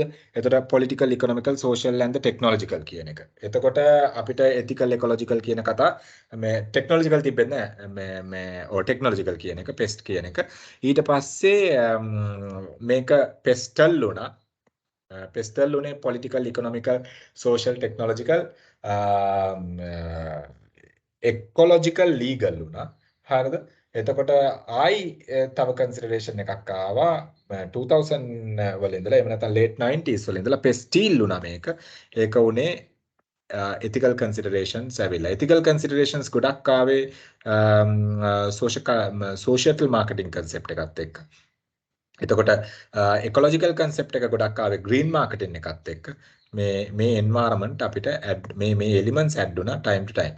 දැන් සමහර ලාට ඉස්සරහට තව ඒවා add වෙන්න පුළුවන්. දැන් උදාහරණයක් විදිහට ගත්තාම දැන් add වෙන්න possible ඒවා තමයි terrorism, global terrorism. Right? අපි ගත්තොත් එහෙම global terrorism එක macroeconomic condition එකක්. Right? We can't control. හරිද? එතකොට global pandemic කියනවා. දැන් මේවා ලස්සනට රයිම් වෙන විදිහට හදලා ගන්න පුළුවන් pandemic එක. දැන් global pandemic අපි ගත්තොත් එම covid pandemic එක no one could control නේ.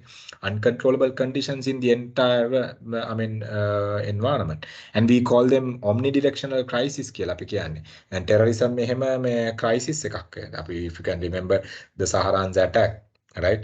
So it was a crisis, right? So pandemic is a crisis, right? Omnidirectional crisis. ඒතර මේවත් macroeconomic conditions මේවත් තැනට දැම්මේ නැති වුණාට නමුත් ඉස්සරහට එන්න ඉඩ තියෙනවා මෙන්න මේ දේවල් what do you call into the macroeconomic environment.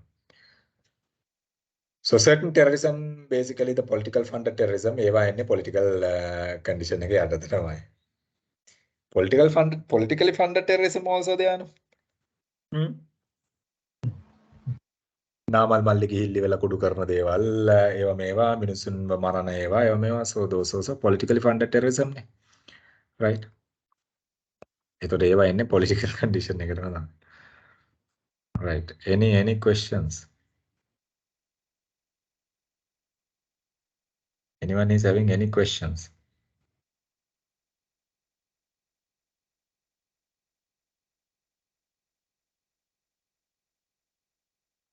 Seems no.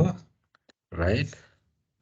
We'll move forward one by one. Then අපි කතා කරන්නේ මේ okay business mission අපි කතා කරපු vision mission corporate එක audit එකට එනකොට micro macro අපි කතා කරන්නේ finally මෙන්න මේ SWOT එක හදන්න. Okay මම මෙතන කිව්වේ නැහැ. මම මෙතනදි කිව්වා මේ strengths weaknesses මෙතනින් ගන්න opportunities threats ගන්න ඔක්කොම external. ඒතර macro environment එක analyze කරාමත් අපිට එන්නේ opportunities and threats. Macro environment එකෙන් අපිට strengths weaknesses ගන්න බෑ. අපිට opportunities and threats තියෙන්නේ. Then look at this SWOT model. SWOT model එකේ මේ මෙතන තියෙන්නේ මොනවද? internal මේ internal origin, strengths and weaknesses internal origin, opportunities and threats external origin. Look at that. And strengths are helpful and weaknesses are harmful. Externally, opportunities are helpful, threats are harmful. Right? Look at this model. මේ SWOT එකක් meaningfully ඉගෙන ගන්න. SWOT එක ගන්න එපා. එතකොට දැන් මේ internally තමයි අපි analyze කරන්නේ strengths and weaknesses කියන එක. මොකද සමහර වෙලාවට මේගොල්ලෝ micro environment එකේ තමයි strength and weaknesses කියලා. It's completely wrong. It's completely wrong. Right? External factors you are giving only the opportunities and threats. Right? Clear the එක SWOT එක? SWOT එක clear the? Okay, දැන් අපි ගත්තොත් එම අපි opportunities අපි analyze කරනවා, threats analyze කරනවා. Right? එතකොට අපි මේ audit එක කරගෙන යනකොට අපිට හම්බ වෙන opportunities සෑහෙන opportunities හම්බ වෙනවා. Right? We are getting so much of opportunities. Give me 1 minute.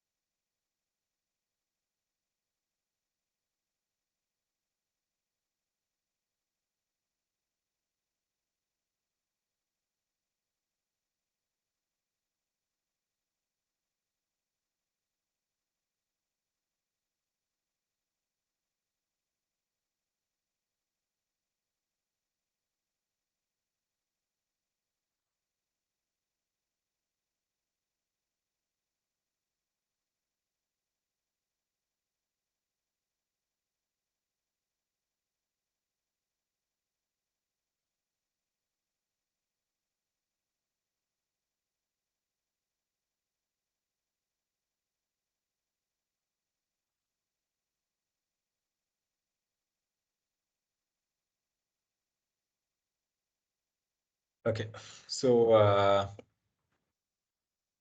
අපි කොතනද නතර කරේ? Here SWOT එක හරියට ඔයගොල්ලෝ දැනගන්න ඕනේ ඒක කොයි විදිහට කරන්න කියලා. And here we were talking about, sorry. And when you are analyzing a strength, because when I mean even strength, even opportunity, even threats, even weakness, you have to identify how strong the opportunity you have to identify. Let's say as an example, if the opportunity is highly attractive to the business and but success probability is very low. Business එකට attractiveness එක සෑහෙන්න වැඩි opportunity එකේ. මේක වුණොත් හරි නමුත් අපිට success probability එක අපිට මේකේ අඩුයි. එතකොට ඒකට priority එක අපි දෙනවද? අපි හැමතිස්සෙම priority එක දෙන්නේ attractiveness එකත් වැඩි success probability එක. මේකේ probability of success. ඒ කියන්නේ හරියාමේ සම්භාවිතාව වැඩි නම් අපි ඒකට priority එක දෙනවා. So these 4 quadrants you clearly define where to focus when you analyze your opportunities and where to focus when you are analyzing for your threat. Now, as an example, threats. Threat එකක් කියලා කියන්නේ තර්ජනයක්. Right? එතකොට ඒක ඕගොල්ලන්ට දරුණුයි නම් ඒකට අපි මුලින්ම focus එක දෙන්න ඕනේ. ඒ threat එක සෑහෙන දරුණුයි නම් අපි ඒකට දෙන focus එක වැඩි වෙන්න ඕනේ. ඒ වගේම ඒ දරුණු threat එක වෙන වාර ගන්න occurrence, probability of occurrence, right? මේ වෙන වාර ගන්නත් වැඩි නම් ඒ කියන්නේ අපිට threat එක දිගටම එන්න පුළුවන්. එහෙනම් ඒක අපිට ප්‍රශ්නයක්. එහෙනම් ඒකට අපි focus එක දෙනවා. ඒ වගේ analyze කරලා you identify your opportunities and threats and how we manage these 4 and where to prioritize the opportunities and threats. දැන් අපි prioritize කරන්න ඕනේ. අපි opportunity එකක් හම්බුනා නම් highly attractive, highly success probability එකක් තියෙන. එහෙනම් අපි ඒකට prioritize කරන්න ඕනේ. මොකද අපිට ඒක success කරගන්න පුළුවන් chance එක වැඩි. එහෙනම් අනිත් ඒවා ගැන focus කරනවට වඩා. එහෙනම් ඒ පිළිවෙල තමයි මෙන්න මේ diagram එකේ diagram එක කියන්නේ මේ threads වල අපි focus කරන්න ඕන thread එක. ඒ කියන්නේ අපිට දරුණුම thread එක අපි ඉස්සෙල්ලා focus කරලා එකකින් අයින් වෙන්න ඕනේ පුළුවන් තරම්. නැත්නම් අපිට මේ හැමතිස්සෙම එන thread එකක් තියෙනවා නම් ඒ thread එක අපි minimize කරන්න ඕනේ, mitigate කරන්න ඕනේ. නැත්නම් අපිට දුවා ගන්න බැරි වෙනවා. එහෙනම් highly probability of occurrence එකක් තියෙන seriousness එක වැඩි වෙන threat එක identify කරගෙන ඒ වගේ අපි threats ටික classify කරගන්න ඕනේ. classify කරගෙන අපේ approach එක අපි ඔය base එක මත ඉස්සරහට ගෙනියන්න ඕනේ. ඒතකොට අපි හිතමු උදාහරණයක් විදිහට let's say as an example we have a better strength. So we look at okay what is the strength we have to capitalize the opportunity number 1. Then we look at what is the best strength we have to capture the opportunity number 1. So using that strength, we are capitalizing the opportunity number 1. Using the strength what we have, we try to minimize the threat what we have. Right? We are trying to capitalize the opportunities from this. පැහැදිලිද මේ diagram එක? පැහැදිලිද මේක? මෙතන දින opportunity analyze කරනවා. අපිට අපි හොයාගන්න opportunities ටික analyze කරලා බලනවා කොතනටද අපි focus කරන්න ඕනේ. Probably threats ටික analyze කරලා බලනවා කොතනටද අපිට focus කරන්න ඕනේ.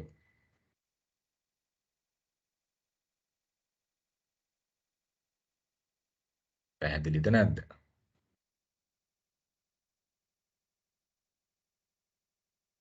Anyone? Hope you all clear.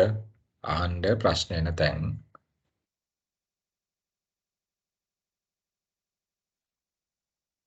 Right.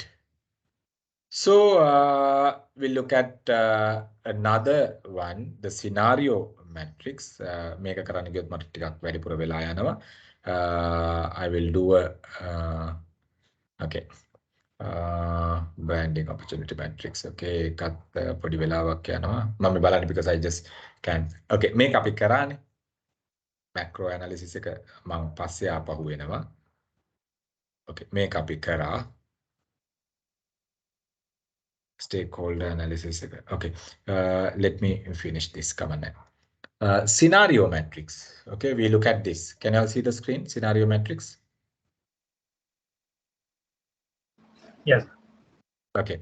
Now, what we do when we are analyzing the external environment, right? When we are analyzing external environment, we identify different scenarios and trend patterns and changes in the market and all these things we identify, right? We identify.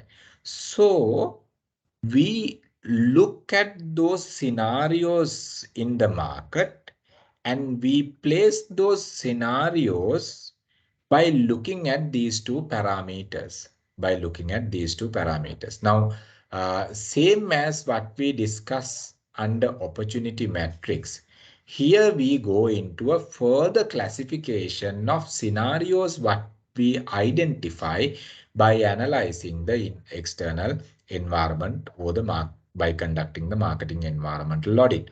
So we look at whether these scenarios are so important, how significant to the business. Certain scenarios may be there. Let's say as an example, if I tell you all, okay, dollar fluctuation, right? Okay, let's say your company is surviving based on the imports and distribution. Right? You import certain products and distribute. Now the scenario, the dollar fluctuation is significantly affecting. It is highly affecting, highly significant to the business, right?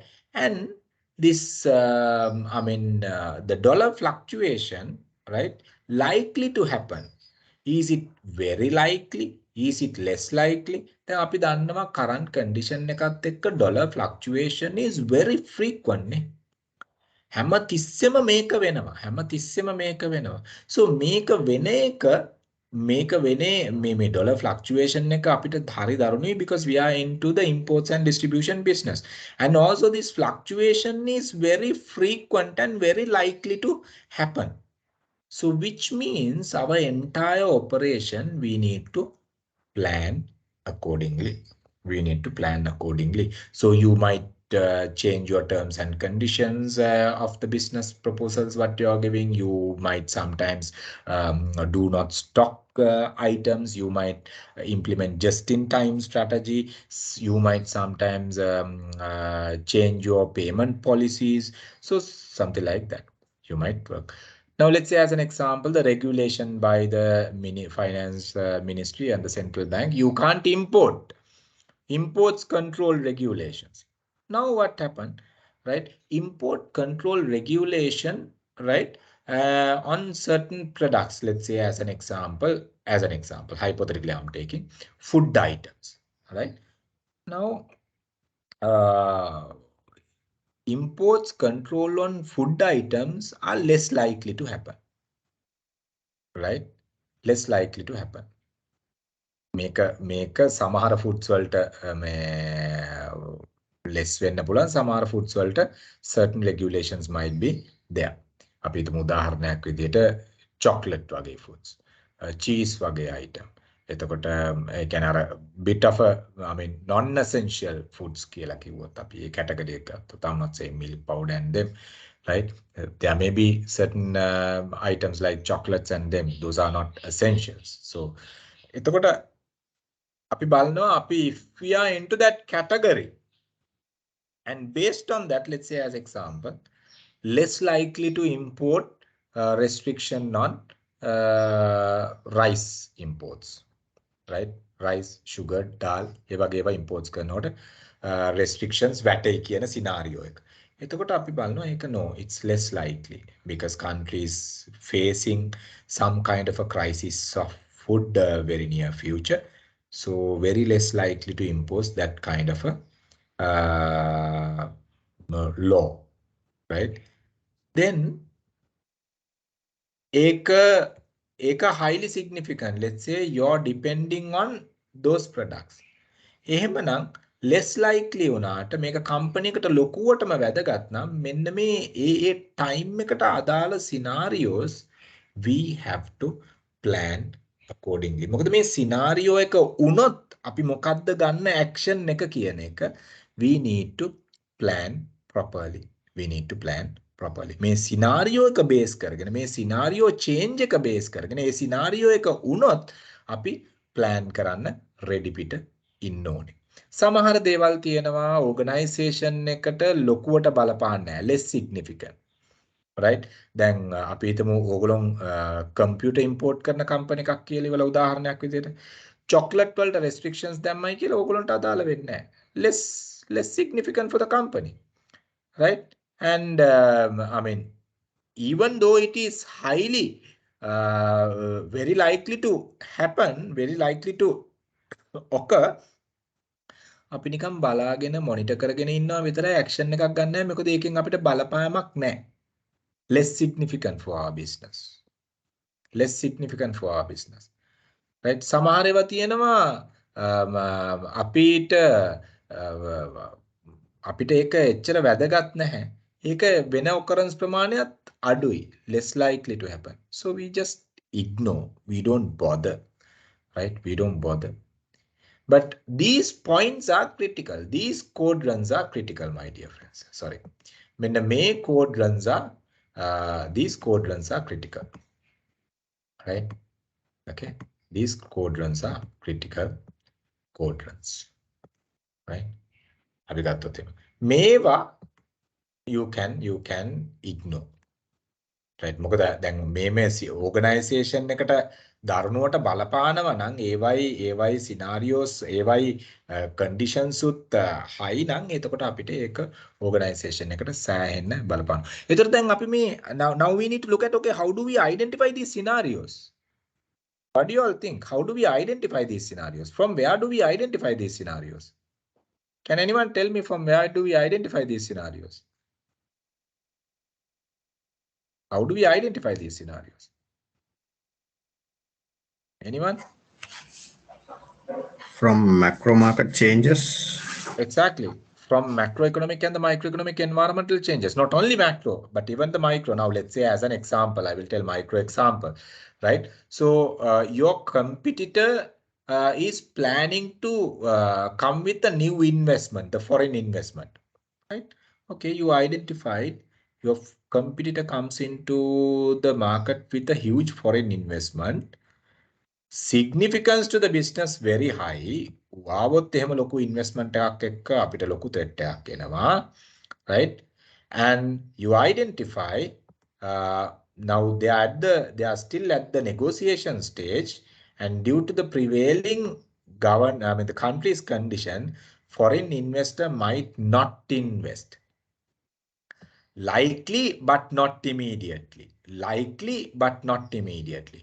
එහෙමනම් අපි contingency plan එකකට ready වෙලා ඉන්න ඕනේ. Situational plan එකකට අපි prepare වෙලා අපේ second plan එක අපි හදාගෙන තියාගන්න ඕනේ. මෙයා invest කරපු ගමන් අපි implement කරගෙන යන්න. So කියන එක අපි බලන්න. So it is not only for macro, it is even for micro, but anyway it's a macro and the microeconomic environmental perspectives only. We are identifying all these scenarios. When you audit, only you can identify all these scenarios, then only you can plan accordingly. පැහැදිලිද? Any questions? Anyone is having any questions?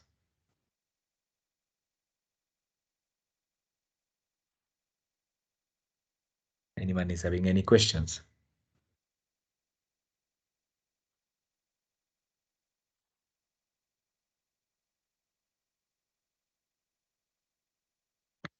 Okay, guys, so with that, I will quit for the day if you all don't have any questions.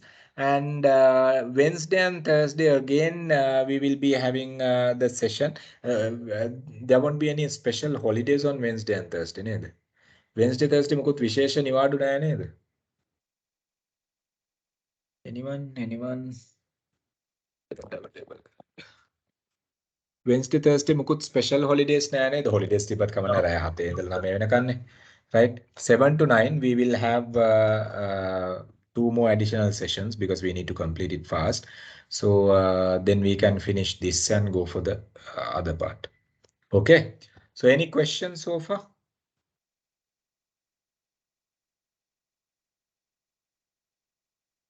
Right. Seems no questions. So we'll quit for the day and we'll meet up on Wednesday.